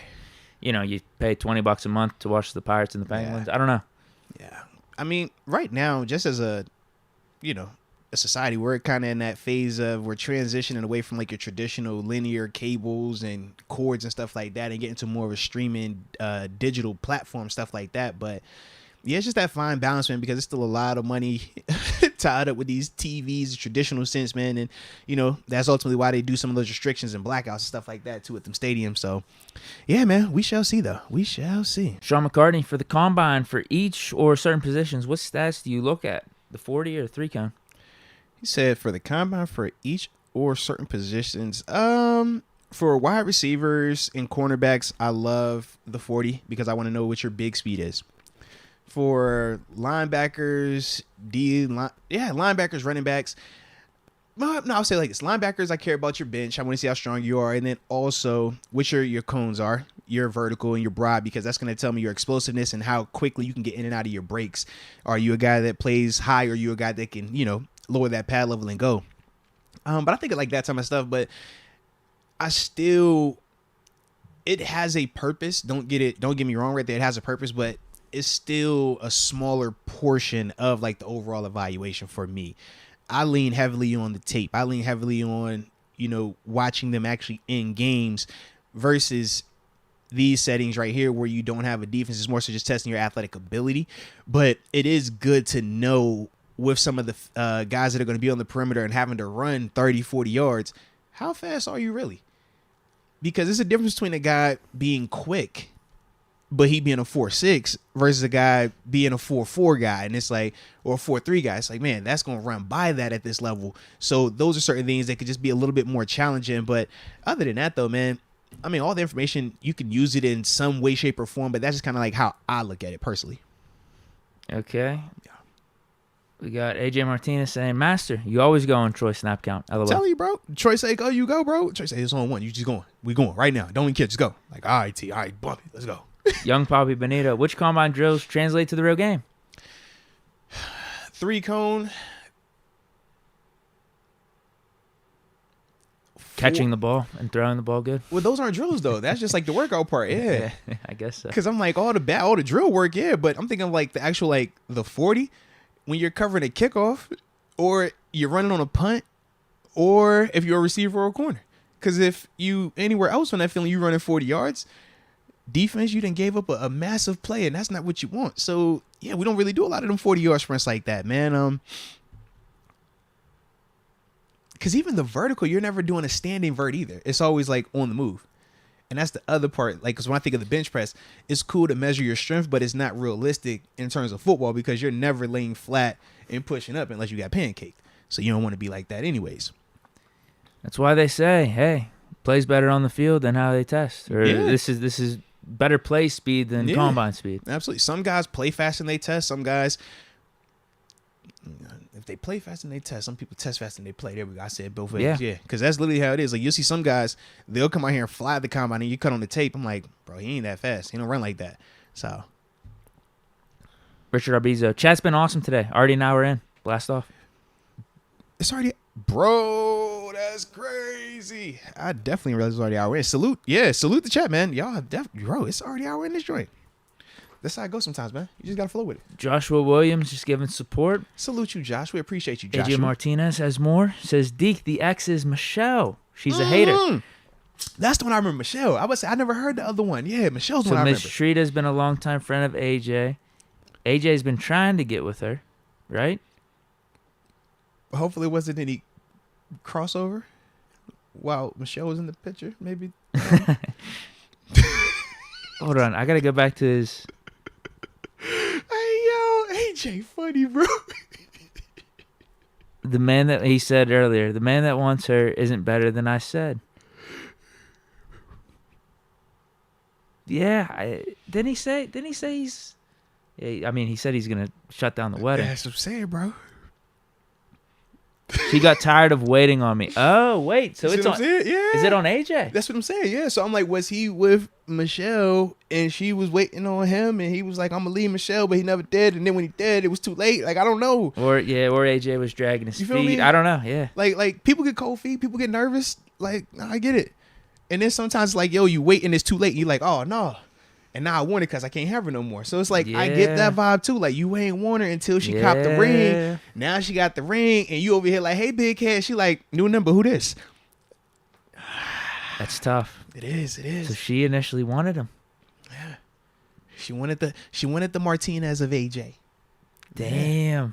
Mm-hmm. Berg City 6-time champion says 4 more broccoli. There it is. Fire, fellas. There it is. Salute you. See, he's just plant-based, you know. 828 Styles says, go get you a woman, AJ. Fight for your girl, bro. 828, why you gassing this up? 828, don't you? 828, you don't need to be playing like that, man. Y'all got to chill, man.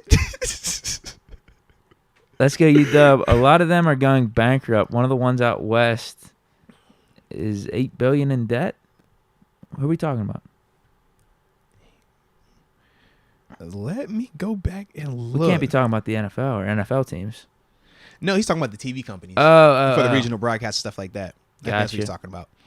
Because once again, you think about how people have shifted, and now it's like you have certain people, especially like our demographic, younger, more so away from like free cable. online on these bootleg sites. Everything is online. Everything is digital. You know, whether you're pirating it or legally. But yeah, so I get it, man. I definitely get it. Dylan Smith, Deke, you got any spots left in your franchise? We do. It is. DM me or something. Yeah, DM me.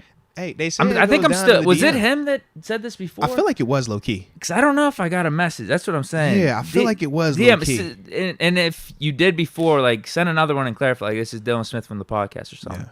Just wonder if there's any spots. We'll get you in. Yeah, we are filling up. Like, we're probably. I think we got like 23 or 24 user teams out of 32. Let's go. Like I said, I made a big trade. We're doing good. We're 5-2 in the season right now. I like it. Next game I'm going to play on Sunday. But, yeah, it's good times. I'm winning the AFC North. I'm taking care of business there. But I say, if you don't win your division, what are we doing? There's some things I got to do for the remainder of the season heading into the playoffs. I need to get in the lab a little bit more. I feel it. I feel like my game is just not exactly where I need it to be. But I could get there if I spend the next 2 or 3 weeks, looking up some plays online, looking up some certain schemes. We got a solid crew. I really like our defense. You would like this. We got a good defense. We really do. My language, man. I appreciate defense matters. Just defense matters, man. We had to put the dark visor on Kenny. He plays better with the visor on. Well, he already has the clear one. I had to put like a pitch black one on him though. He got screwed by Madden. What happened? So they put out a goal for him, like, reach this goal, you'll get a development upgrade or whatever, trade upgrade. I complete the goal with how I thought they had it written out. They had an either or thing. But then I get back, didn't accomplish what I needed to. But I literally accomplished it in the first quarter and a half. Yeah. But the other part of it was like, don't throw less than a pick. But I'm telling you, the wording was so bad. So there was all this controversy afterwards. Oh, because if you're a commish, you can, and we have 2 other commishes, and they have like power to do certain things and make certain edits. they were like, oh, should we still give Deke the attribute up or the development? Because literally everyone in the chat, everyone thought like I accomplished it. Yeah, I think we all had good intentions with it.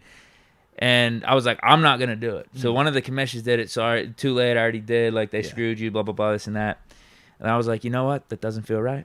It doesn't feel right. Integrity. It's not integrity. Integrity. So I switched it back to what it was. It's like the normal processing with Kenny and his development. Yeah. And I was like, but we gotta throw the dark visor on because Madden screwed him over. Boy did. Yeah, so we'll see how it goes rest of the season. There it is. Now, can you still get a chance to get this? Yeah, but they were saying it's like it doesn't pop up too often. I thought maybe like, if I go off next week, they're gonna give me the challenge again. I don't know. So I'll give you an update on that. But I like the dark visor. It's dark visor Kenny. Yeah. Let's go. I'll take dark visor Kenny with the normal trait over clear visor Kenny with the cheapened star development. I'll take it. And no integrity. Yeah. I'm with you, bro. I'll take that. Joe Gerber says, hey, Moats and Deke, I went to high school with Drew for his last year, and he's really cool. Quiet until... he's talking about Drew Sanders? He's really cool, quiet until he knows you. Shout out to Trina, Sabotage7. Love y'all. Shout out. Yeah, because didn't somebody say he's from Drew's like neighborhood, right? Or we've definitely had somebody come up here and talk about knowing Drew. I thought Jack Campbell was someone too. You're right. Yeah. I mean, we got a platform. We got plugs. Yeah, we got plugs, man. If we draft Drew, hook us up. Yeah. We'll interview him. No, man, because I like Drew. He's on my team. I like him. Joshua Williams, would Aaron Rodgers make Steelers instant championship contenders even if it's for a year to mentor Kenny? That's not happening. I don't want to trade for. I don't want anything to do with that. Yeah, I'll take Kenny and this team we got over bringing in Aaron Rodgers. And that situation is crazy. Like we talked the money and all that. Yeah, I'm good. We'll roll with the young KP8er. Richard Arbizo, AJ about to put some Future on and get her back. Ooh, hey, Future undefeated when you need that get back. Hey, you throw that Future on to change everything. She'd be like, you know what? It's all right that you ain't like me early on. It's okay. Yeah. You know what? It's all right that you was running the streets. It's all good. I still love you. Yeah. Future do it to you, man. That Future for you. All right. So, with that being said, though, man, let's tap in. I don't even know what the first topic is right now, bro. Do you? Something about the NFL rules. Great call. And that is correct. So, yeah, man. Got to talk about some of the proposed NFL rule changes because with the combine officially going on, we also got the owners' meetings that are taking place. And we did want to just, we ain't gonna spend a ton of time on it, but just, look into it a little bit. So, what were the ones we were talking about before we recorded? The big one, in my opinion, is the 4th and 15 alternative to the onside kick. Reviewable. I like that. That was the other one. And I think those are the main two. Third quarterback rule could be on the way. Yeah, it could be. I'm seeing this. There's no way this is going to happen. This is an article on MSN. It says a closer look at the rule changes. Mm-hmm. The NFL is debating. Unlimited instant replay reviews. That was the one I saw, yeah. Who asked for that, though? Which team asked for that? Because it tells you the team. It doesn't say. It says it's believed the team proposed allowing unlimited instant replay challenges during a game. As long as the team keeps winning its challenges. Once it fails, that would be it. Mm-hmm. This, too, might be too gimmicky for some. Actually, that's not a bad idea. Mm-hmm. Heat check. Heat check on the review calls. That's not bad. Yeah, because it is capped. 2 times, or at least right? it was. I haven't been paying. I thought if you win your 2, you get one bonus one, yeah. But you still could. The most you'll be able to get in the game is 3. This is ain't unlimited. You might as well. I mean, actually that's not bad. But then they say as soon as you get one wrong, then you're done. Is that that's yeah. Unlimited until you get one wrong. Choose wisely. It's interesting. That is slippery slope though. Because you're already losing a timeout. Yeah. If you get it wrong. Yeah. I just worry. Like I said, slippery slope in the sense of the optics. You gonna have a team. All right, there's always somebody out there that's gonna try to do something with the rules, but gonna try to challenge every little thing to slow something down or get a player some rest or help something out. And then we're gonna be over here like, nah, man, you can't do this, man. You slowing the game down. You can't. Nah, you gotta switch it up. I can see somebody trying that right there. I don't know. I can see that. So which one do you want to talk about first? Man, for me, I'm kind of... Let's talk about this roughing the passer reviewable. All day, every day. Needs to happen. Okay, and why is that? These roughing the passer calls that they're making right now are soft as hell. Like, it's terrible. But you think it's going to go in the sense that they're going to take the calls off the board? I hope so. I hope this is part of my common sense rule. Like, you look at it again and be like, wow, we really called roughing the passer on that? See, I think it's going to be the other way. I think you're going to get more teams challenging, should it be called roughing the passer?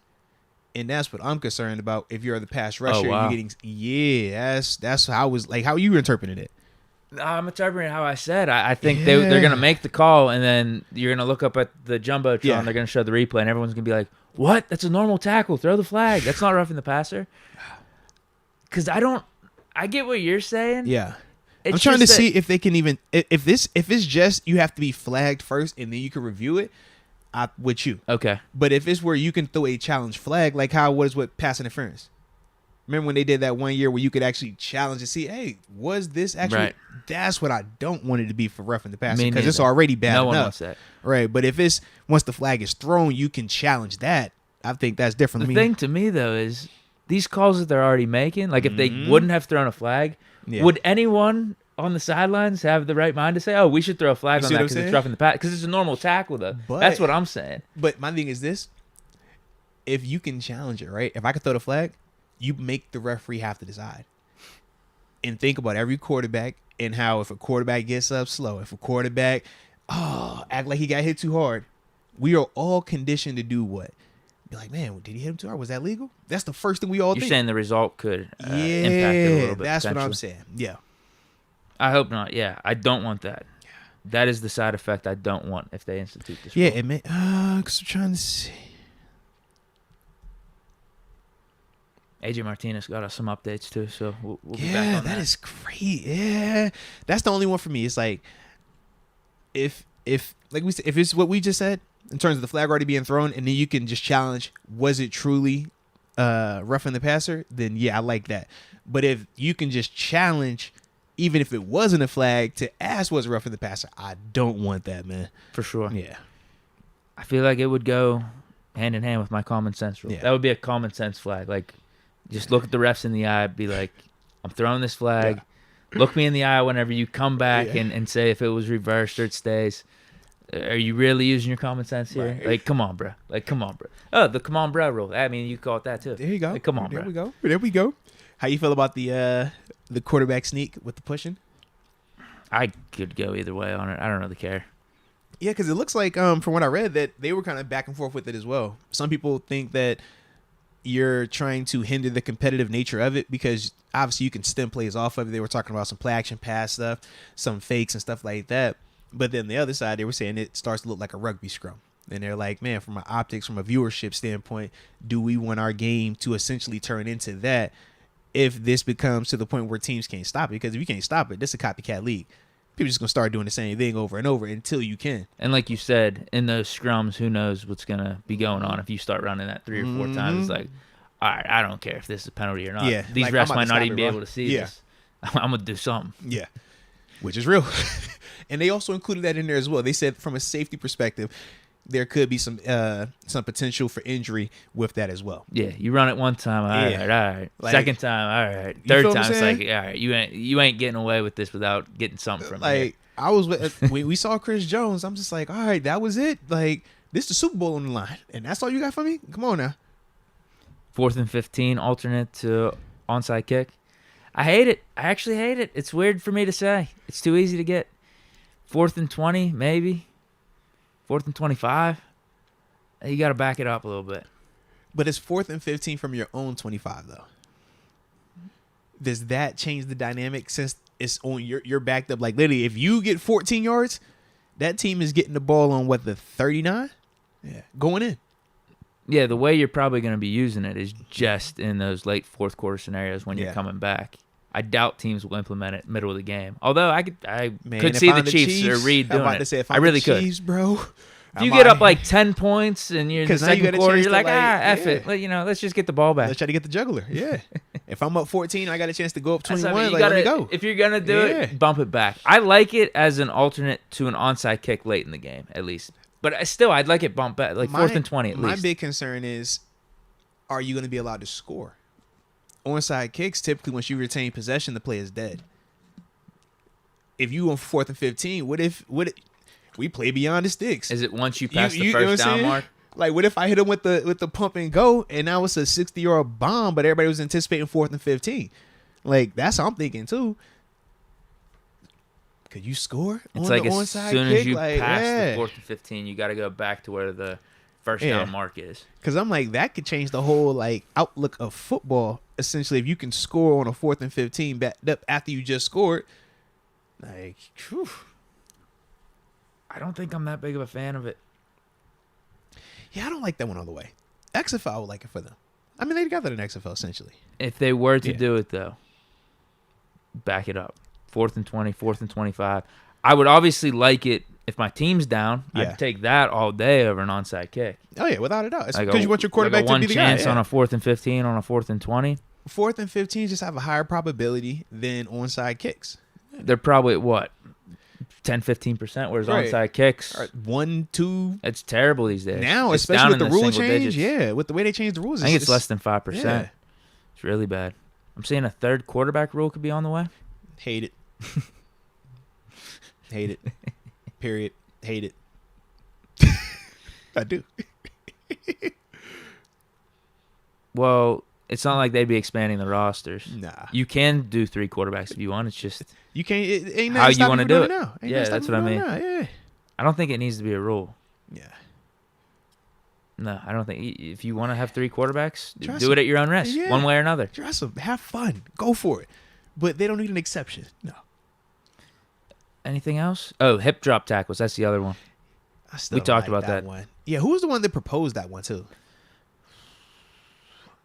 Let's see. I think it's just a hot button topic because they're saying the tackling technique resulted in postseason ankle injuries to Cowboys running back Pollard and also Chiefs quarterback Mahomes. Gotcha.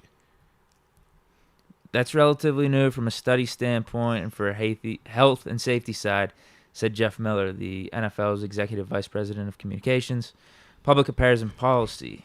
So there's a lot more that needs to be done. Committee encouraged us to come back to them in the next few weeks with research, more play types, more injury rates. We certainly shared with them the severity of the injuries on hip drop tackles is higher than your average injury rate. We've looked specifically at high ankle sprains, so a much higher than average injury rate when that sort of tackle was implemented. Troy Vincent, he's part of the NFLPA executive vice president. Shout out to Troy. No, he's not, actually. He's with the NFL. Executive vice president of football operations. Yeah, NFL side. The intent is obviously not to injure a player, but we've seen a few. I think it'd be stupid to implement this. Handicapping the defense, man. I think it'd be stupid. They're only talking about ankle sprains, too. Yeah. I'm not saying that's good, but compared to Achilles, ACL, all that other stuff. High ankles do hurt. I just want to Mahomes just played through it. No, high ankles hurt. We said he didn't have a high ankle. We clarified that. He for a fact did not have a high ankle. News. He had a regular sprain. That was not high ankle. I've had high ankle. We know what those feel like. That high ankle's no fun, man. No fun. Yeah, again, I just think it's just part of the game. That's what I'm saying. It's football.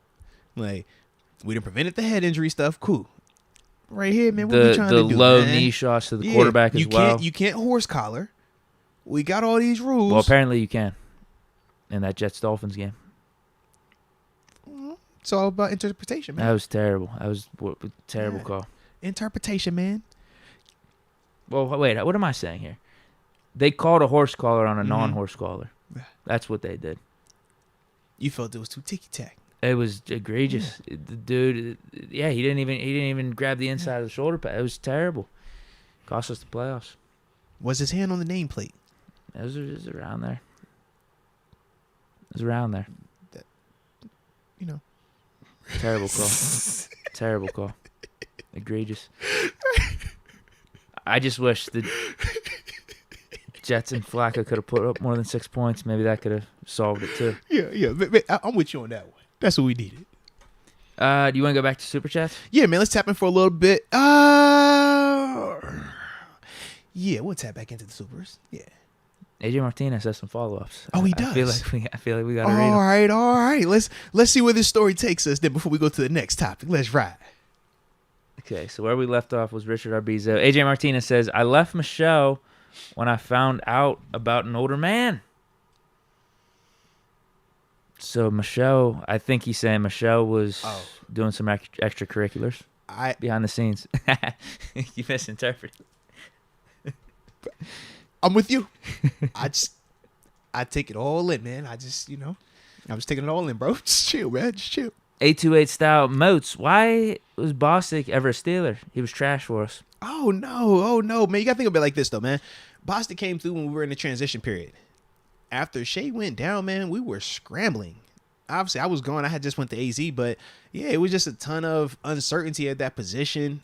You didn't know what his recovery was going to be, so you didn't necessarily want to draft a player high end. You didn't want to overspend in free agency because it was still very, very fresh, still super sensitive at that time. So Bostic was the Band-Aid. He was okay, we can get a guy in here that's a professional, but it doesn't necessarily say that we've moved on from Shea.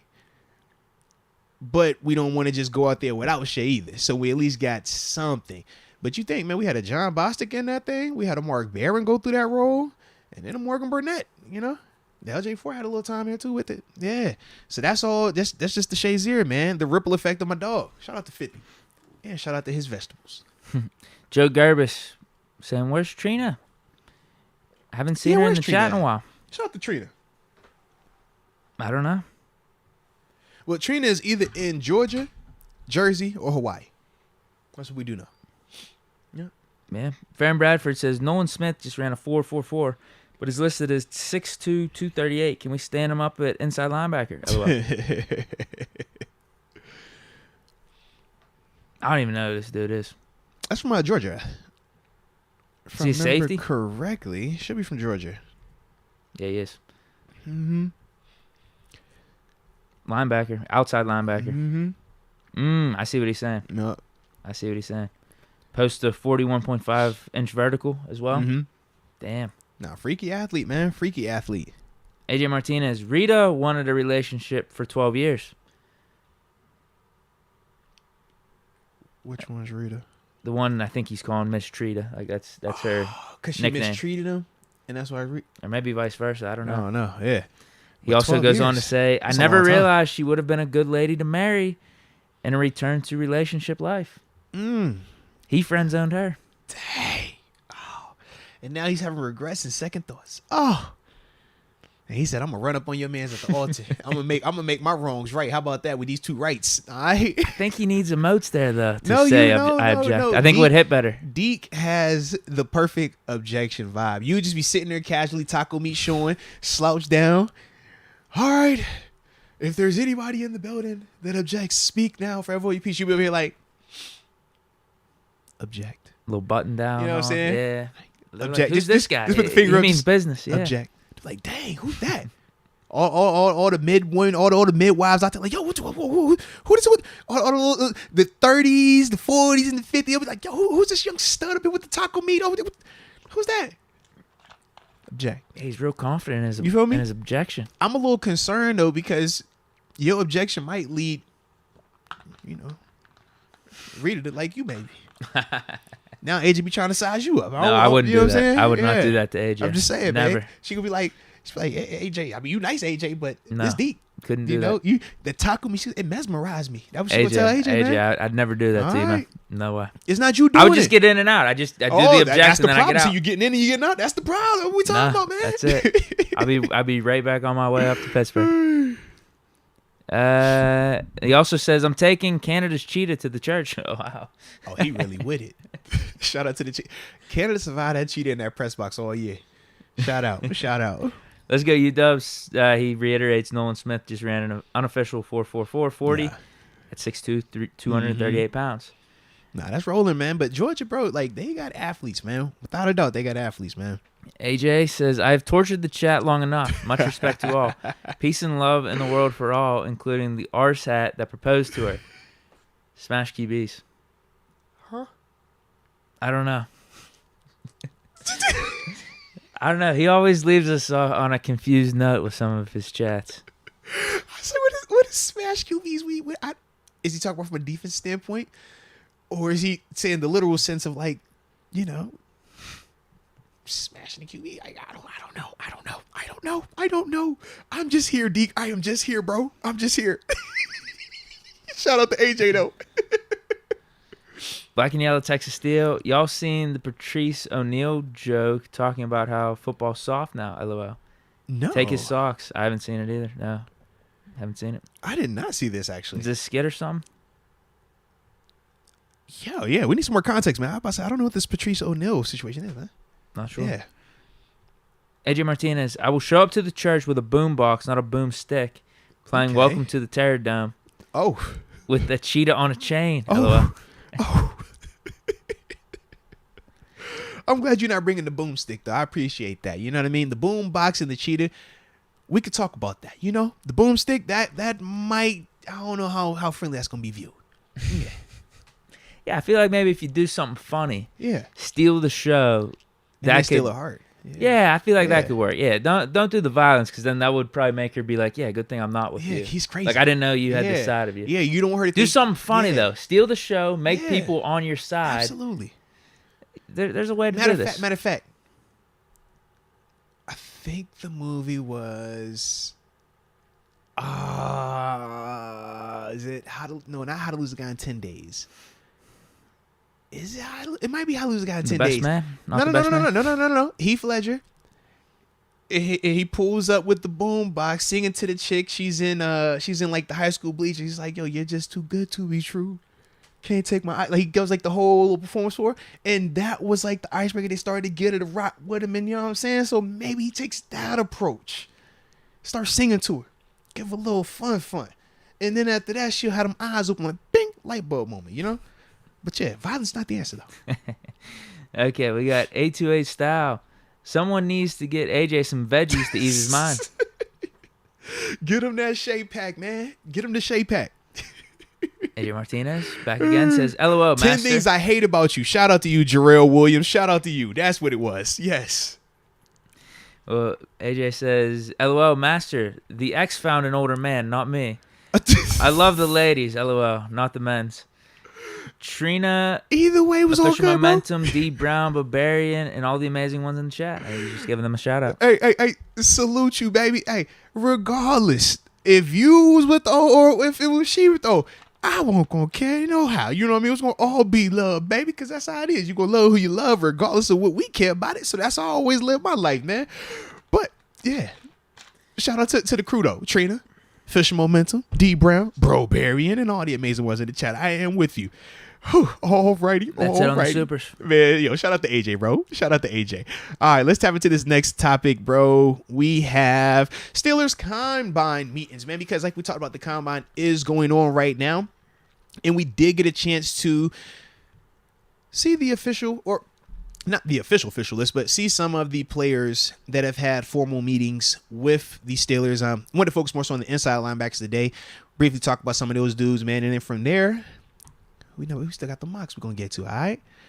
Alrighty, so I was trying to see if my email came to myself. It looks like it did not. So, all good in the hood. What, you need to list the players? No. I had some notes I have wrote. Okay. But I was doing both. Sometimes I do it on the computer and then on my phone. And then I get in here and be like, oh, man, he's still on my phone. Let me put this on the computer. It was that scenario. It happens. You know how it goes, baby. You know how it goes. But anywho, I'll just pull up my handy dandy cellular. I got text messages and everything coming through here. I can't text y'all back. I'm working right now. Having fun. I wouldn't call this work. Definitely more fun than work. But anywho, in terms of some of the players that the Steelers have met with officially, in terms of the linebacker groups, inside linebackers, the ones we're going to talk about today, Noah Sewell out of Oregon, DeMarvion Overshown, talked about him out of Texas, Henry 202. There we go. 202. Yeah, that works. That's how you say it. No, they said it was like Henry 202. Yeah. Make sure I ain't butchering it. Ivan Pace and Drew Sanders. Those were the guys that, when I wrote down my list, I think it was yesterday, the formal meetings that they've had with the inside linebackers. And one of the things that we always talk about, man, when you're thinking about some of these meetings, you only got to select them out that you can meet with in terms of at the combine and stuff. So when they meet, we look and say, you know what, it might be worthwhile looking at some of these players, man, seeing what it is about them that the team likes, pros, cons, stuff like that, man. But as I get to my notes, where are we at? There we go. And there we go. So with a couple of these dudes, man, I mean, we've talked about Drew Sanders, DeMarvion, and just Drew Sanders and DeMarvion. We've talked about DeMarvion briefly because he was in someone's mock draft. Drew Sanders, we did a whole breakdown on.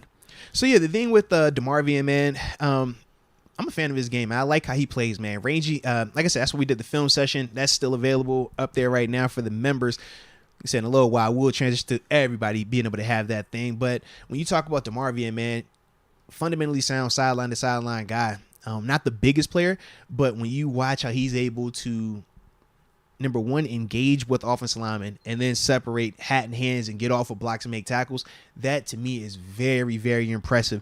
And especially when I look at a guy who that's not necessarily his game. His game is more the speed, the agility, but he consistently plays with those type of fundamentals. And that's why, when I saw that we were actually looking at him for a meeting, I was excited about it, man, because he's one of those guys that I do think we should have a little bit more interest in, or at least have our antennas up for. That was like I said with DeMarvion though, man. Like I said, definitely like his game though. Some of the things that if you had to question it is just more so because he is on the lighter side. You want to see when you facing these NFL running attacks, can you hold up in there? Are you one of those guys that you're going to get swallowed up, so to speak? I personally think he'll be fine because of how fundamentally sound he is mixed with his athletic ability. I think he has a nice combo and a nice feel for both of those things. But like I said, that's DeMarvion.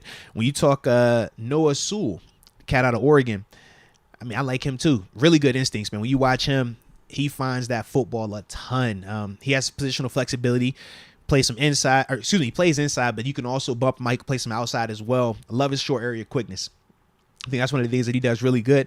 And he's just an effective blitzer. When you watch him, man, he's rushing with an intent. He's not just running because the card said run through the B gap. He's trying to get to the quarterback. He's trying to beat the man and get there.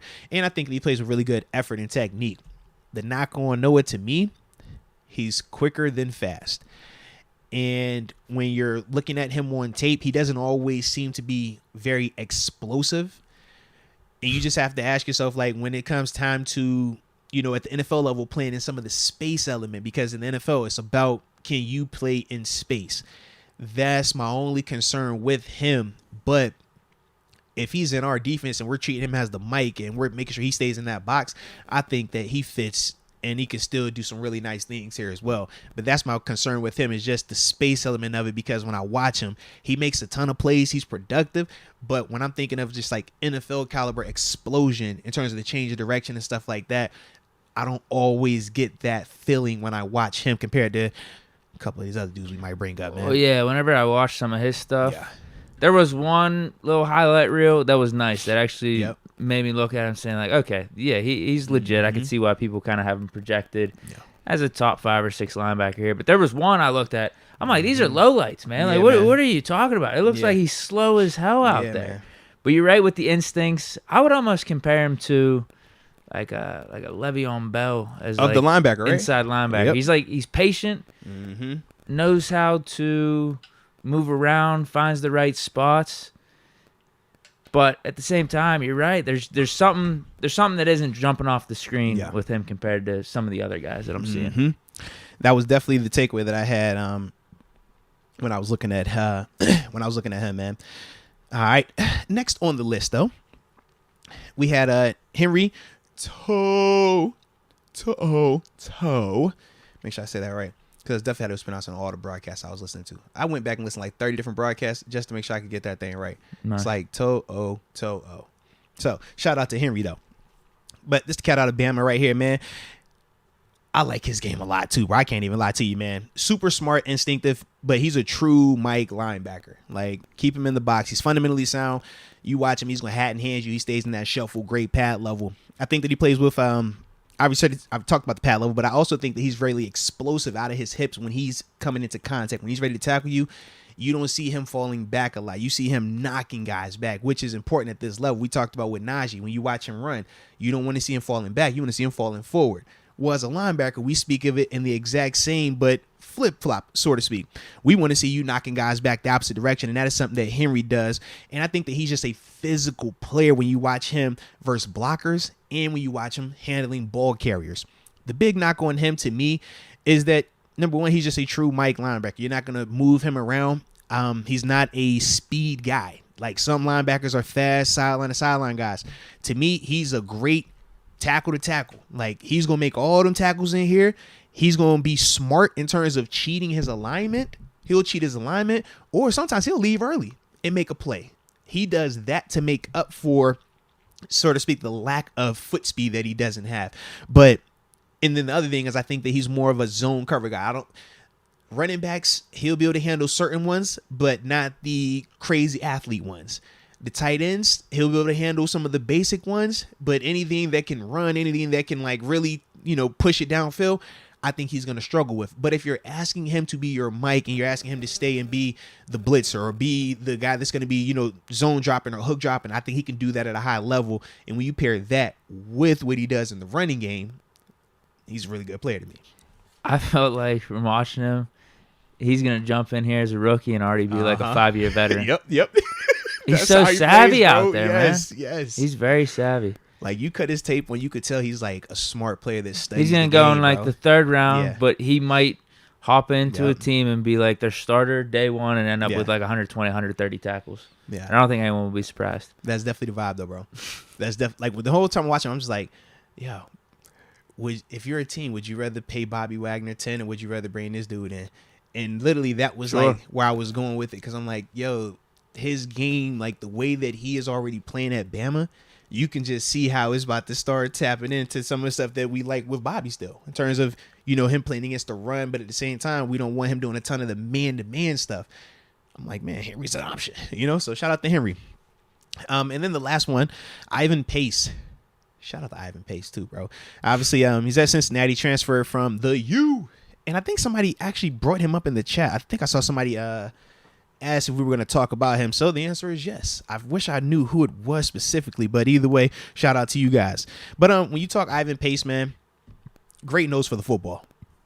Extremely high level blitzer, very productive. I think he had 9.5 sacks or something crazy like that from the inside linebacker position. But this dude plays super duper hard, man. Very productive against the run. Once again, fundamentally sound. He shuffles in and out of that thing, man. He uses his hands. But he just finds the football. Athletic, and he's rangy enough, man. We were talking about some of the can you play in space element of it at the NFL level. I feel like Ivan actually is athletic enough to play in space and handle some of those guys. He's a very, very physical, hard hitter. Doesn't always wrap up. But this dude's going to accelerate through the contact. He's trying to put you to sleep. I do like that violence that he plays with. But at the same time, he is on the smaller side. So when you're talking about inside linebacker or even with him, they'll line him at outside sometimes. He is on the smaller side. So you just have to be concerned. Can you hold up in a 3-4 where you might be uncovered versus in a 4-3 where you're going to be covered up and you can just kind of roam? That's one of the concerns I have with him. And the last two things are this. Because of how small his frame is and with how violent he plays, is it going to be the same conversation we talked about Quan Alexander? Where we're like, man, we love this dude, but his body can't hold up. Or Bob Sanders. You remember Bob Sanders? I don't know if you remember Bob Sanders, but he was another one. I think he wanted deep boy. Yeah. Like, would play so violent, but because he was undersized, his body just couldn't hold up. That's one of my only concerns when I watch Ivan because of how hard he plays. And then the last thing that I think with Ivan that could potentially be a little bit of a challenge is because he's on the shorter side versus some of these like unicorn tight ends. They're not 6 foot. These dudes 6'4", 6'5", 6'6", and can jump. He is like short. So yeah, I just, when you're talking about matching up with some of those type of players, that's just some of the context, some of the concerns. Now, obviously you can offset that with technique, playing through the hands and stuff like that, but that's just one of those things that, you definitely want to be, cognizant of on the front end of this thing. I feel like I've been having some decent comps today, so I'll give it another shot with him. Let's I feel like he's the Jalen Warren at inside linebacker. Yeah. Just a dog, bro. He's one of those players. You're right. He's a dog, bro. Just because of his physical traits, he's going to go later in the draft. Yep. But I feel like he's one of those guys. You're going to be pissed if you don't have him. I would agree. Like, you're going to be like, oh, dude, he plays so hard. Agree, but just because the height's not there, it doesn't look like it's going to exactly translate perfectly to the NFL. But sometimes that makes the best players. Mm-hmm. The unfortunate thing for us, though, is to why I don't think we're going to draft him. I feel like we already have him in a version, at least, of Mark Robinson. Yeah. The thing is, He looks a little smooth. He looks way more polished. To though, me, this is what he's been playing. I was about to say they're different. They're both athletic and play hard. Ivan, to me, is definitely further along than Mark, though. Now, obviously, Mark didn't have a full year in the NFL. He's got a little bit more fluidity to his game, I feel Ivan is definitely a smooth linebacker that he knows the position. Mark is a running back playing linebacker, and you could tell by how he attacks, and even when he gets fooled at times, he's just playing so hard and he's so athletic, he's able to make up for it. But for Mark, it's more so I'm a running back that plays linebacker, and I'm starting to get more polished. Ivan plays linebacker. You watch, Ivan's not wasting movement. Ivan's eyes are always good. You talk about him when he's trying to rush the passer. I'm like, bro, the way he's getting through holes, I'm like, yo, this dude knows what he's doing. And I love the hand usage. It's just, he's small. Like you said with Jaylen Warren, you look at Jaylen, you would not think Jaylen should be doing what he does on Sundays. But when you go out there and see him, you're like, bro, I can't knock that. He's a football player. And that's what Ivan is to me, man. I like him a lot, though. Yeah, I do too. I think he'd be dope on the Steelers. Yeah, without a doubt. Late round pick. Yeah, it all depends on where these guys go. Like, I would love to take Overshown in like the 3rd or 4th round. Yeah, he's like a version of JOK to me. I'm like, dude, facts. If we could get him, I'm glad you said, bro. Like, I don't know why he's JOK. Yeah, I swear I was thinking that when I watched this tape, bro. I'm like, he reminds me of JOK. He does. Like, legit, if we could get a version bro. of him in the 3rd or 4th round, that'd be unbelievable. God. Yes. I think with him, the problem is he was a little bit more sketchy in his years prior to senior. Like his best year was the senior year. So you're asking, people are wondering, is that more the outlier? Yeah. But yeah, he would be sick. Like I would love to get him 3rd or 4th, and then if we get him in like the 5th or 6th. But it's like, what if we already drafted Overshown? There's no reason to draft a Pace then. But if I'm drafting a Pace still, if it's 6th or 7th, I think it's a different conversation. We don't know how that board is going to fall. Exactly. We don't have a 5th in there either. I think there's a case for certain inside linebackers at certain spots. Like Drew Sanders in round 1. Right. I can accept it. And actually, I got to say this. We weren't as high on Simpson at the moment. I watched back. Mm-hmm. I got to give him props. Yeah. I really do. I like Simpson's game. Yeah. I think it was maybe because we looked up Simpson compared to a Sanders and a Jack Campbell at the time. And they're very different styles. And Sanders and Campbell had their defining features. Mm-hmm. And especially if you're going to compare Simpson to Sanders in terms of athleticism and stuff, you'd almost take Sanders. Yeah. And Jack Campbell, he had that 6'5" and all that other stuff. Where Simpson felt more forgettable. Yeah. But then whenever I look at Simpson compared to these guys, I'm like, I could see there's a reason why Simpson's when I looked at Ivan, a top 3 I was linebacker. Like, Simpson. When I looked at Ivan, how he played, I'm like, yo, he gives me some of those in terms of the athletic, but it's like I get what you were saying. Why Simpson is still viewed above those dudes, but them other dudes, it's like the value part of it. Like I don't think Simpson he's not going to fall down where we're talking about with some of those guys. He'll be 2nd round at the latest. But then when I think of Simpson, I'm like, I don't know how I like him in our defense either. If it's a 4-3, he's free. I think that he's the guy that you want. But when we're talking about him being uncovered and having the hat in hands, when I watch the tape, that doesn't show up a ton. He's more so, I'm going to use my speed, my athletic ability, I'm going to make these plays. But our defense, you have to put them hands on people. And that could be his issue. And I think for me, that was also one of the reasons why I was kind of like, I like him, but I don't all the way love him all the way, you know? Yeah. Like when we talk like Jack Campbell and Drew Sanders, it was just like, man, they just are more natural fits to what we're trying to do. It's crazy. I was looking how some of these people have the linebackers where they got them set up and stuff. Yeah. It's all over the place. Yeah. Some people got Jack Campbell as like their 2nd or 3rd. Some people have him as like their 10th. Yeah. Some people have Simpson as 1. Some people have him as like the 5th. Because people are deciding between athletic ability versus productivity. Jack Campbell, productive, but he's not going to wow you athletically. He's not going to. You look at Simpson runs circles around him. So if you're wanting the athlete and you're saying, hey, NFL game is more space, it's more speed, then you like a guy like Simpson a little bit more. But when you think about the NFL and we're thinking they give you the illusion that it's all pass, but when we talk about the quote unquote pass teams, they're running the ball. And that's where you look at the Jack Campbell and you say, this is how you can offset that, so to speak. So it just depends on what your team is and what your philosophy is, so to speak. Some idiot had Drew Sanders. It might have been PFF, honestly. I think they had him as like 5th or 6th on their list. Yeah, they sleep, bro. That might have been PFF. They sleep. They sleep. I don't want to put it all on PFF, but would anyone be surprised if it was them? Oh, of course not. That's a PFF move. We know that. Yeah, I guess not a surprise. We're talking inside linebackers. Yeah. I think we were talking to a bunch of cornerbacks today too. Talking to a bunch of defensive linemen. Yeah, because especially when we get to these fan mocks, we got a couple of mocks we're gonna tap in, man, and still some names are gonna carry over there, man. So without a doubt. Super chats real quick. Yes, yeah, and then we'll try to start those mocks by like 05. Yeah, so give us like 10. Oh shit. Where did we leave off at? Should be AJ. No, should be. I think AJ. Yeah. Okay.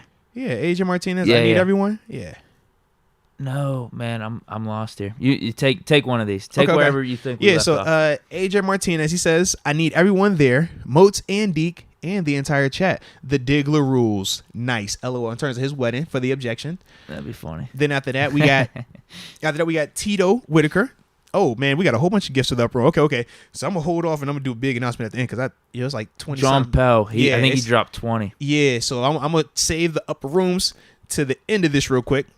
All right. But Sean McCartney, he says #sabotage wedding. LOL. JK. All love. Definitely sabotage wedding. You know that. Chilla_21 says the UFC 285 script. He got John Jones winning. He got Valentina Shevchenko winning, and he has Shavkat winning. I like it. Well, yeah, it's going to be a vibe, bro. It's definitely going to be a vibe, man. We got John Jones stepping back in the ring, man. Back in the octagon. So you know I'm be turned up, man. Absolutely. So, yeah, man. Anytime John in the ring, I'm always rooting for him. And you know I love little Valentina Shevchenko. She can hit that little dance. So it's going to be a vibe, bro. It's going to be a vibe. All right, I'm back. Yeah, AJ Martinez smashing on something? He says smash all QBs in the NFL like you once did. Ooh. 5'5" and 5'2". Shout out to the 5'5" and the 5'2". Shout out. Let's go. UW says Toa Toa is the pronouncement. Toa Toa. There we go. AJ Martinez says, OMG, a goddess just walked in front of my parked SUV while I super chatted. How committed is he really to Miss Trita? Or maybe it was Miss Trita that walked in front of his SUV. We'll just maybe it was that. Maybe it was Miss Trita that walked in front of the SUV. Seems like AJ's moved on from Miss Trita. Oh no. Do you want to read these John Pell ones? No. I'm gonna get all because I'm gonna do both of the John Pells and that Tito Whitaker. I'm gonna do them all at the end. Yeah. Okay. Cool. Then next super chat is Joe Garbus. Moats, you should look at sophomore Jatavion Sanders from UT Austin. He is lengthy and got great hands. See how he could fit with our Steeler Nation. I'll check him out. Hey, send me an email of that name to moatswinners@gmail.com. I'll definitely check that out, man. And then we got Big Noriega. Moats, check out inside linebacker Dayan Henley. Oh, yeah, we talking about him today. And absolutely. Ika is huge. Yeah, we talking about Dayan. Absolutely. Big Noriega says we should draft QB Dorian T. Robinson, UCLA. You on your West Coast vibes, I see. I know exactly what he's talking about. He's on his West Coast vibes. I feel like, here's my thing with that comment. Mm-hmm. I feel like he's got side priorities with that one. He's got a deviant mission in drafting a QB. What you mean? We're going to need a quarterback anyway. No, I agree. I know, but Big Noriega, I know how he operates. He's thinking about him. No. Honestly, though, I think that would be a good pick. I know where his mind is, though, and it's not in a good place. You think that this is the guy? No, I don't. I think Big Noriega will think he's the guy. No way. Trust me. He's got a weird smile going right now. No way. Not Noriega? We know him too well. No. In fact, funny thing is this too. That wouldn't be a bad pick though. We got his mock draft. I was low key surprised. No Bryce Young. I was surprised. Shout out. I was very surprised. Yeah. Is next one AJ Martinez? Go for it. He says the movie was Say Anything with John Cusack 30 years ago when all you were young bucks. Thank you to all in the chat for being so cool. Much appreciated. There it is. And then we got our Barley 18. He was the last one, I think it was. DTR. I got it. Oh, yeah. All right. He said, makes Kenny Pickett look like Brett Favre arm-wise, and that hard to make Kenny look like he has an arm. Who's DTR? Oh, that UCLA quarterback. Bro, we silly. I didn't know he had a nickname. Yeah. All right. Yeah, that's why he's going in the 7th round. But he's disrespecting Kenny's arm, though, still. That's still a shot at Kenny. That's bullshit. AJ Martinez. The movie was... Oh, I already read that. I just read that. Okay, I got him flipped. So, where are we at now? So he should be caught up. It should just be 828 Starter just pulled up. Says starting to think AJ has done too much veggies. You can never do too many veggies, man. Yeah. Veggie away. AJ turned up, dog. Big Noriega says, hell no. Now Hendon Hooker is another story. Okay, so he views the 7th round quarterback he just suggested as a backup. As a guy, yeah. He wants Hendon Hooker to take Kenny's job. And I'll tell you, that's a foolish take, Big Noriega. That's foolish. Hendon Hooker could be the backup. I don't know if I want to. They're talking about him going maybe in the 3rd round or so. I think that's too early to take a backup. Okay. Too early. Q. But it all depends on Mitch as well. If Mitch is here, then yeah, 3rd is too early for a backup. If we don't have Mitch and we don't have Mason, I don't think a 3rd is too early for our backup. He gonna be out the whole year though. He got an ACL. You're right. He did get hurt. I'm talking specifically Good call. Okay. I thought you were saying just like in general. I was like, I still think 4th round maybe. 4th. With no Mitch and no Mason potentially? I think you bring in a veteran if you're not going to have Mitch. Either way, you have to either have Mitch or somebody like Mitch. That's what I'm saying. For it to not be, Yeah, maybe you did address it earlier in the draft. Q. Hey, Moats, can you look at Colby Wooden from Auburn? He's looking like Cam to me. Okay. I'll check him out then. I have to check him out. Jacob Ramirez, big shout out to whoever gifted me a membership. And I guess that's a good segue. All right, that is perfect segue. We'll let you know who it was. All right, here we go. Let me pull up all the way to the 10 knob. All right, so first off, we got the homie Tito Whitaker who dropped the membership for Cody James. Then after that, we had the homie John Pell spin the block the first time and drop 10 of them things to Jacob Ramirez, Kurt Von A, Geidel like whoa, O Hardy, Fat Boy Guap, Two Fly Lil, K Goated, a Ghost, JD, Will Sparrow, and then he came back after that and dropped another 10-piece. Shout out to the homie John Pell again for that. And he says, Micah Emanuel, Thomas Hendrick, Zach Clinton, Derek Moria, Shaking My Dang THO2 or OT. Let me see what's in this thing. Chris Anderson, Down to Blast, Ray Cruz, Adrian Gomez. I think I didn't miss anybody's name. John Powell balling out, man. Welcome to the upper room. Yes, indeed. And shout out to John Pell and Tito Whitaker, man, paying it forward, man. We always respect the heck out of y'all, man, for doing that type of stuff.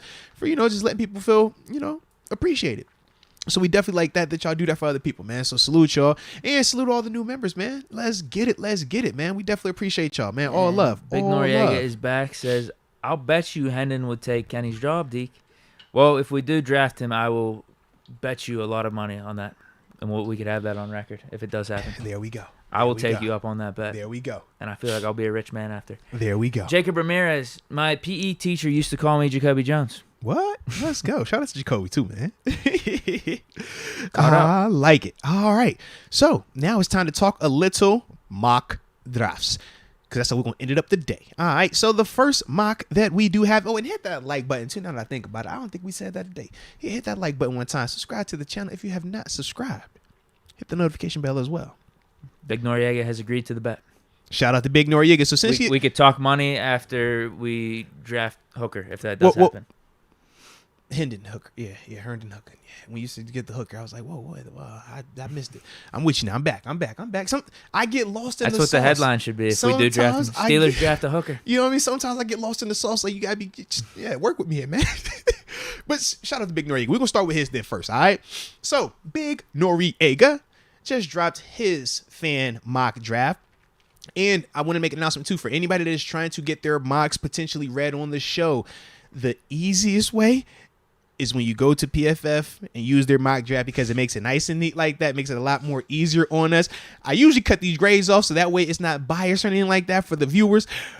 Your boy was a little busy today, all right? But this is the best way to do it, though, all right? So I just want to throw that out there. So for the Big Noriega, he decided to not go anti-Kenny with his draft. He went with Joey Porter Jr. to start it out. Kenny. He went DeJuan Jones in the 32nd overall.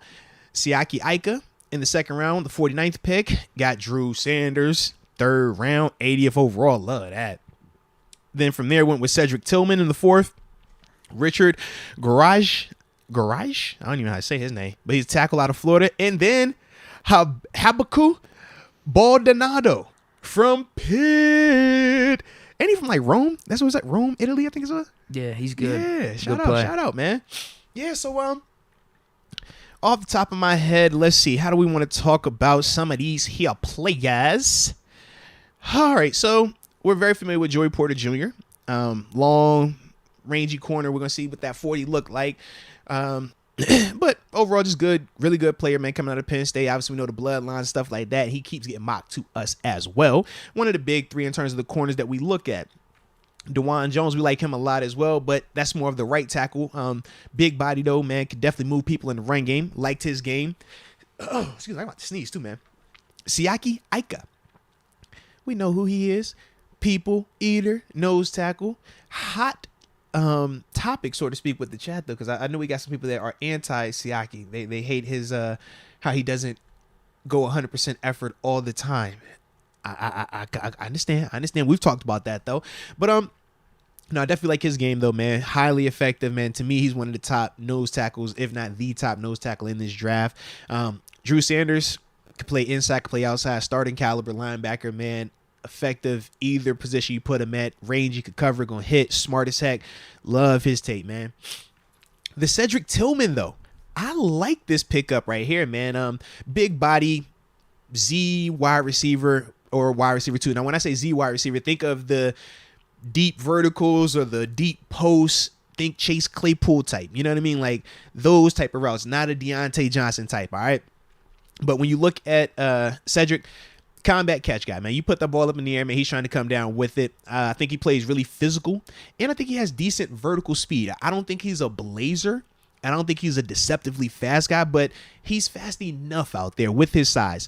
Not the quickest guy, and he doesn't generate a ton of separation, but he is good at what he is good at, which is, they say, catching them deep balls, man, and ultimately stretching the field. That's what he's for, you know? So I definitely like that part. Then when you talk Richard Garage, I think so you say his name, out of Florida, really good size, man. He plays with really good effort, strong hands, athletic. The footwork, though, gonna need some improvement, man, or just refining at this level.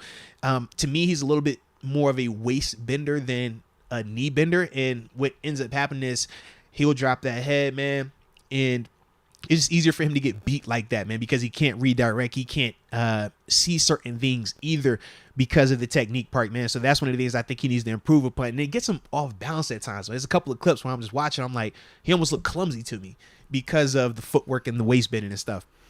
And then when you talk Habaku Baldonado, man, this is a big dude, man. Dude like 6'5", 6'6", man. But yeah, excellent size, long frame. Love the effort he plays with. And really good hand usage as well.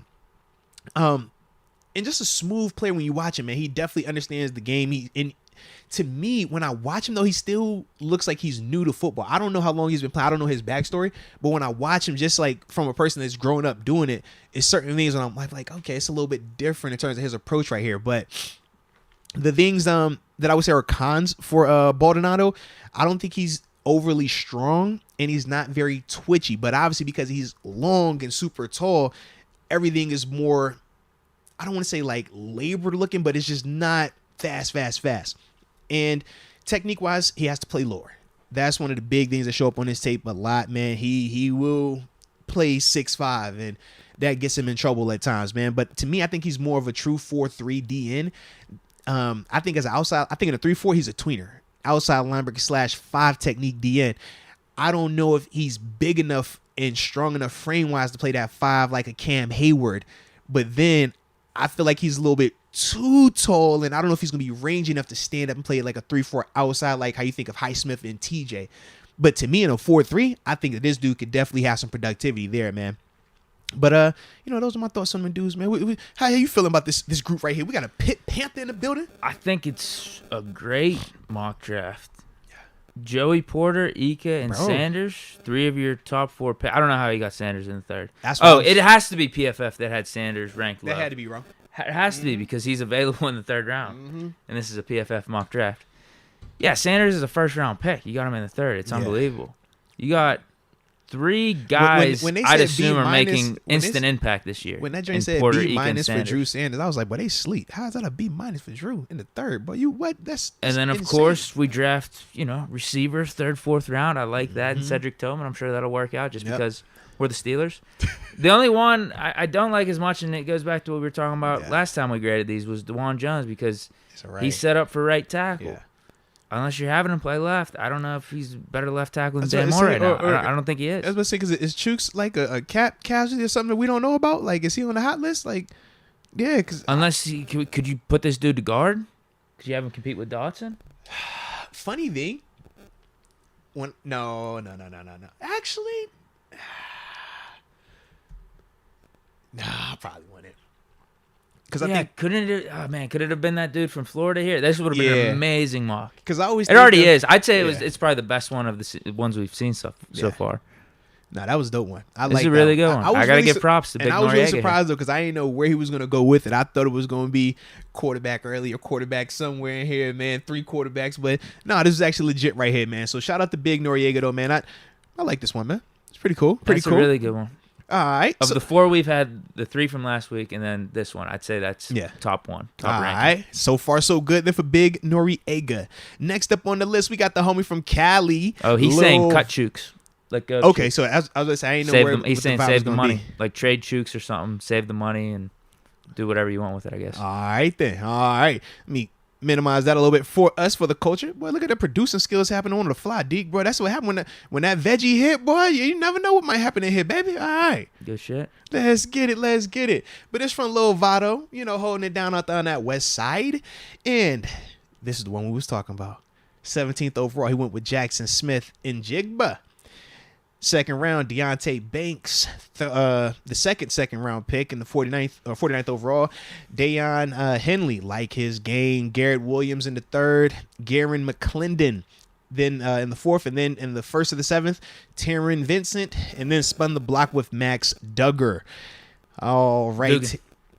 Oh, you're right. Dugan. Good call. I'm tripping. Good call. All right. So, interesting going with the receiver in the first round. He took a little bit of the Deke approach, but spun the block instead of going with the receiver. Pitt. Now, the thing with this, man, when you talk Jackson Smith and Jigba, he's a smooth as heck route runner, man. To me, I think he's a natural slot, but he can bump out and play outside. Combat catch guy, creates really good separation. I like his run after catch ability. Tough to tackle, hands catcher. Super duper productive in 2021. Obviously, we know he had the crazy game versus Utah where he was like 347 yards, 15 catches, like something just foolish. This past season, though, he had the hammy, so it really hampered him. The thing that I would say is the knock on him, he's not a blazer in the sense of running away from people. I want to see what he tests, and granted, this could be because of the hammy this season, but even looking back at some of the tape from 2021, he gets caught. And that was one of the things that had me a little bit concerned, and I don't think he's as elusive in terms of like once he gets the ball in his hand, making a lot of people miss. That was one of the things that, when I took away from Jackson. Then from there, when we talk Deontay Banks, man, this dude got really good size. He's a man-to-man corner, good feet, good technique, super competitive at that catch point too. We talk about just in terms of the catch point element of it, 8 PBUs. The knock, though, he only had 1 interception in his career, very similar to what we talked about with Joey Porter Jr. And I also think that with Deontay, he is the opposite. Some guys we talked about have been quicker than fast. To me, Deontay is a lot faster than he is quick. But at the same time, I still have some concerns about that top end just because when I watch him versus the Ohio States, those receivers that we know can go, they were stacking him at times. Whereas when I watch him versus any of the other competition he was playing against, man, he locking all them dudes up. So that's the only part where I'm, like I said, just a little bit concerned about the speed. And I think that he's just a true outside corner. I don't think you're going to be able to bump him into the nickel. After that, love the I was about to skip over my guy right here. But Deion Henley, man. Shout out to Deion, man. When you talk about him, man, this dude rangy as heck. Play inside and outside linebacker. Very, very productive. Nose for the ball. Athletic as heck, though, man. And you could play him in man or zone coverage. I think he has high-end skills in terms of when you're watching him blitz. Very fundamentally sound. The knocks, to me, I don't think he's overly strong. And that just shows up sometimes when you're watching him take on blockers in terms of just disengaging. And I think that he's more of a 4-3 guy than a 3-4 guy. That's my only thing with him. Like when we talk about some of these LBs, I'm like, if he's in a 4-3, I think he's going to just destroy people. But if he's uncovered and he has to like deal with them linemen coming up on him every single play, I think that could hurt him a little bit more than it can help him. That's my only concern with Dayon. But I definitely like the fact, that you're still putting him in this thing, man. So shout out to him.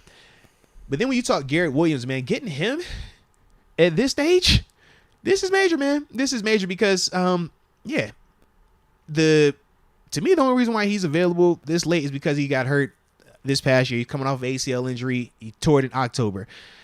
When you talk Garrett, man, this dude has elite level athletic ability. He can literally play outside corner, slot corner, or safety. Like, he's capable of all of that. He's competitive as heck at the catch point. He is going to get the ball. He is elite in terms of his quickness. I even feel like he has that top end speed to match it. That's why I'm kind of interested to see like how fast is this dude, because he looks like he can roll. But I just really like his game though, man. Like I said, the knock to me, number one, he's a wiry frame guy, but that's also why he's able to have the positional flexibility. And the big thing is just the ACL injury coming off. He tore it, I think it was the middle of October, like the 15th, 16th time frame. So that's the big concern. Where is he at with that recovery? How long till he's back to being him? But other than that, I'm like, bro, to get him in the third, that's major. Warren McClendon, excellent size and strength. My man, heavy-handed. Yes, indeed. Yes, indeed. He could generate some movement in the run game. Definitely like that. I think he struggles, though, with speed. That's been the big thing when I was watching him. Struggles with that a lot. Footwork needs some improvement as well. And then when you're just watching him anchor sometimes versus the bull rush, he can refine that a little bit as well. And I think for Warren, the other thing was he wasn't the full-time starter, bro. Like, he would start the games, but he was rotating with they had a young tackle, 65. He would rotate every couple of series back and forth, back and forth. I don't know what to make of that, Could be the Tom Brady of the offensive tackles. I don't know. But it was a weird dynamic because I'm looking at Broderick. I'm like, Broderick don't come off the field until it's a blowout. You look at Warren, it's the first quarter. They up, 14 zip, and it's like, all right, you out for the next two series. I've never seen that personally with like the higher end players and stuff like that. So that was a little bit different for me, man. But then from there, when you talk about his 2 7th round picks, Taron Vincent, really good size. He's a true strong interior D lineman, man. I think he could play the nose. I think he could play the 1 technique or the 3 technique, which is all important for our defense, right? When you're talking base versus sub package. I think he has good short area quickness, and I love his get off. He's super disruptive because of that, but he has to improve his technique. He is one of those guys that gets off the ball, but he's playing with shoulders and flippers, not playing with hands. College level, you're going to dent the offensive line, and it's going to work. But at the NFL level, man, those guys, you're not going to just be able to just go get off the ball fast, put a shoulder on him. You have to be way more skilled because they're going to put their hands on him. And a guy like, I think of Osiris Torrance, for example, right? The kid out of Florida. You're not going to just get off the ball with a shoulder and have success against him. He's going to put his hands on you, and that's going to nullify that. That's the one thing when I look at Taron that I just want to see him improve upon. And he does play a little bit high at times, and that can get him into some trouble. He didn't, took a little ride. And then at the end of the day, man, we talked Max Duggan. Very, very productive, dual threat guy, man. He actually was faster than I remembered. When I went back and watched some of the games over again, I'm like, yo, he could actually run. They did a good job though of actually like calling some design runs for him. I think he has nice ball placement. I like the accuracy. Elusive enough in the pocket. The big question is, it was a spread offense that he played in. So when you're talking NFL style plays, under center, play action pass, read the defense, timing. That's always the big question when you're talking about spread offense quarterbacks coming to the pro style. When you're in spread offense, man, it's just a lot easier to read it. It's just a lot easier to get the ball out. Whereas when you're in a pro style, you got to read that coverage. You got to know what they are in, and they can trick you. And that's the part where I want to see with him. I know the Georgia game, wasn't the prettiest, but wasn't good for anyone. That's Georgia. That's what to say. It's Georgia. Georgia, that to a lot of folks this year, man. All right. So outside of that game, it was like, man, it was cool. But that's the big thing, man. When I think of any of those spread quarterbacks like that, it's like, all right, it's cool. You can put up some numbers, but I just need to know, like, when it's time to really run this offense like how we need it ran, can you do that? But if you're talking about him in the 7th, I think there's really dope value because, yeah, it's worth a flyer. But in terms of just my overall thoughts on this draft, I like this one. Now, I feel like with this one, it's good, but it's risky. Jackson Smith and Jigba coming off of a season where he was hampered with the hammies, and it really hindered him. When you talk about Garrett Williams coming off of an ACL injury, those are big question marks for me, you know? But other than that, though, I still like all of the players per se. What were your thoughts, though, man? Yeah, if you're taking receiver, take Jordan Addison. I mean, I even got Big Noriega on my side with this one. Yeah. He says in the chat, if you're going to draft the receiver first, you could have got Jordan Addison. And then he goes on to say this. I think he's turned a corner. To be honest, I'll take Addison at 32 if he's there. So this is kind of aside from this. If he helps Kenny improve, I'm all for it. There you go. That's nice to see from Big Noriega. Yeah. Seems like we're seeing eye to eye a little bit more. He said he need all the help he can get. That's what it sounds like. That what he's saying? He said take all the quarter. You see that as a side shot? I saw it as a positive message. I definitely took it as a side shot. Like, yo, he need all the help he can get. Bring him Jordan Addison. Bring him Jackson Smith. Get Marvin Harrison too. Get them all. That's kind of hot. I thought he was complimenting Pickett a little bit. He probably is. I'm just being messy, bro.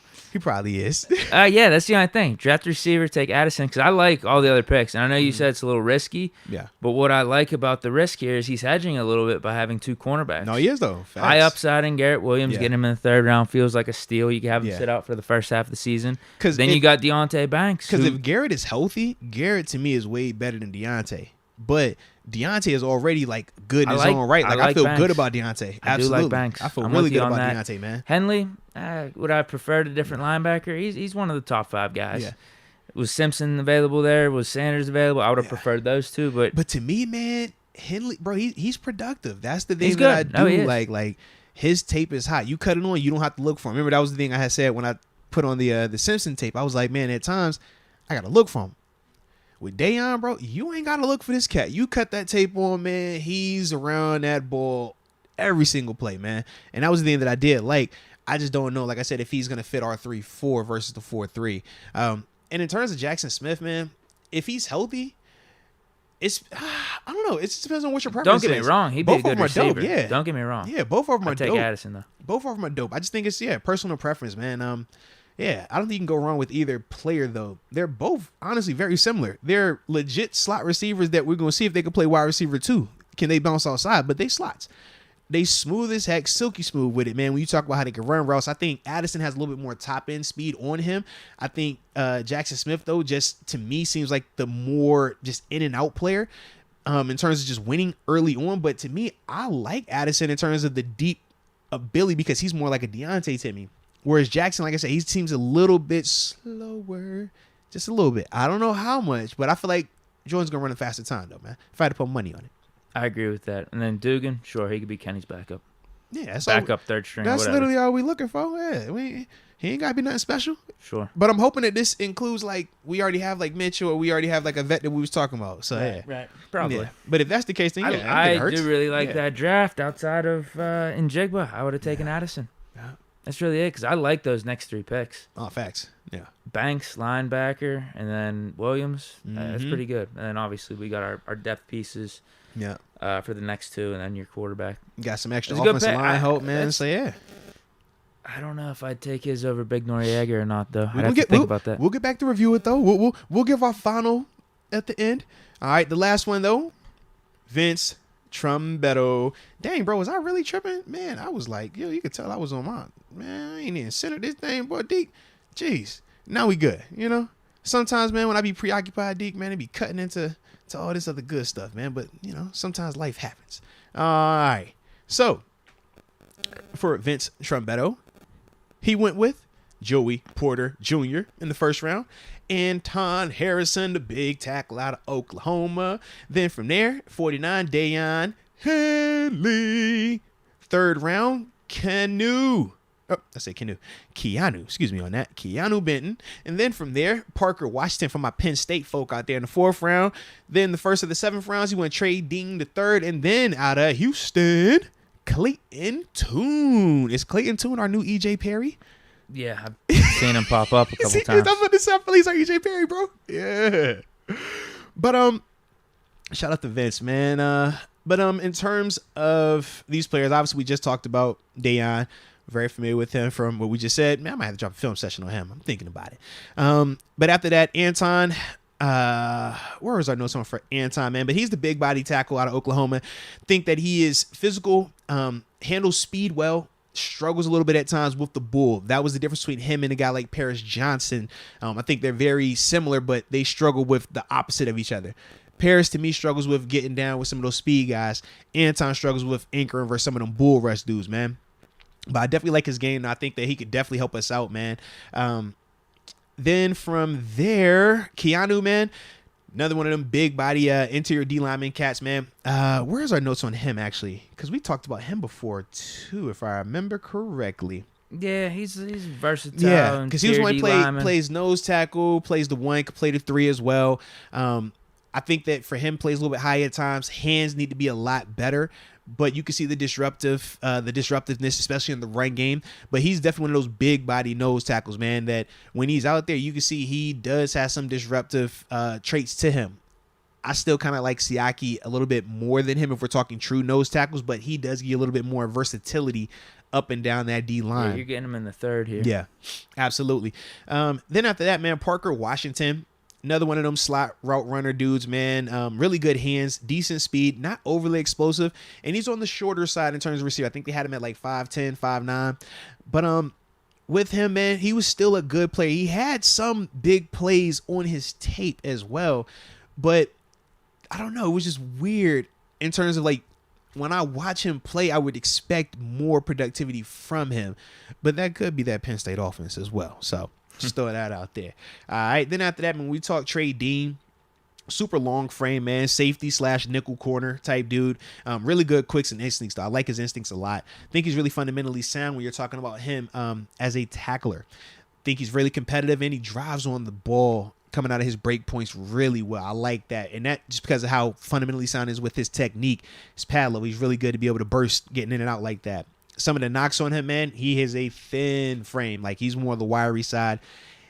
And when I look at, obviously, like a Brian Branch and some of the other higher-end safeties, I think that him athletically is a little bit down compared to some of those other guys. Just when I watch some of the things that he does, he'll still make a play.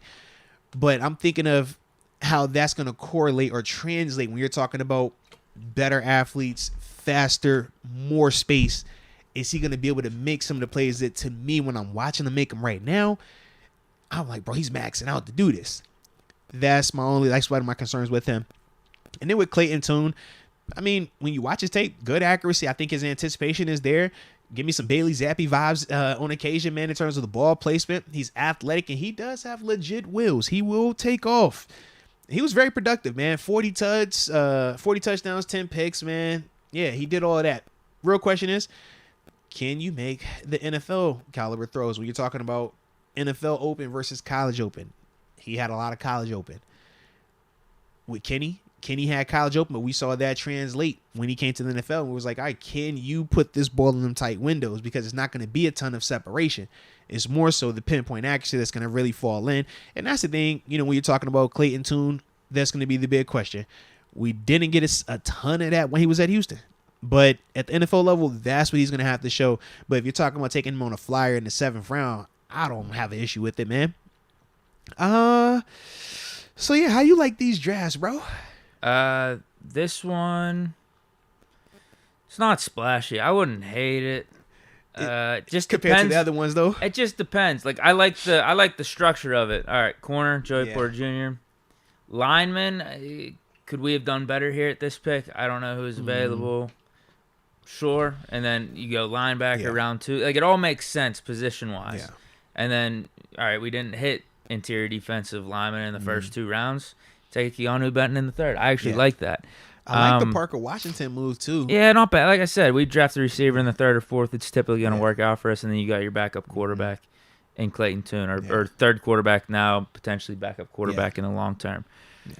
I like the other two better than this one, though. Yeah, I would agree. Oh, man. So which one do you like the best then? I'll pull him back up. So first up, we got Big Noriega.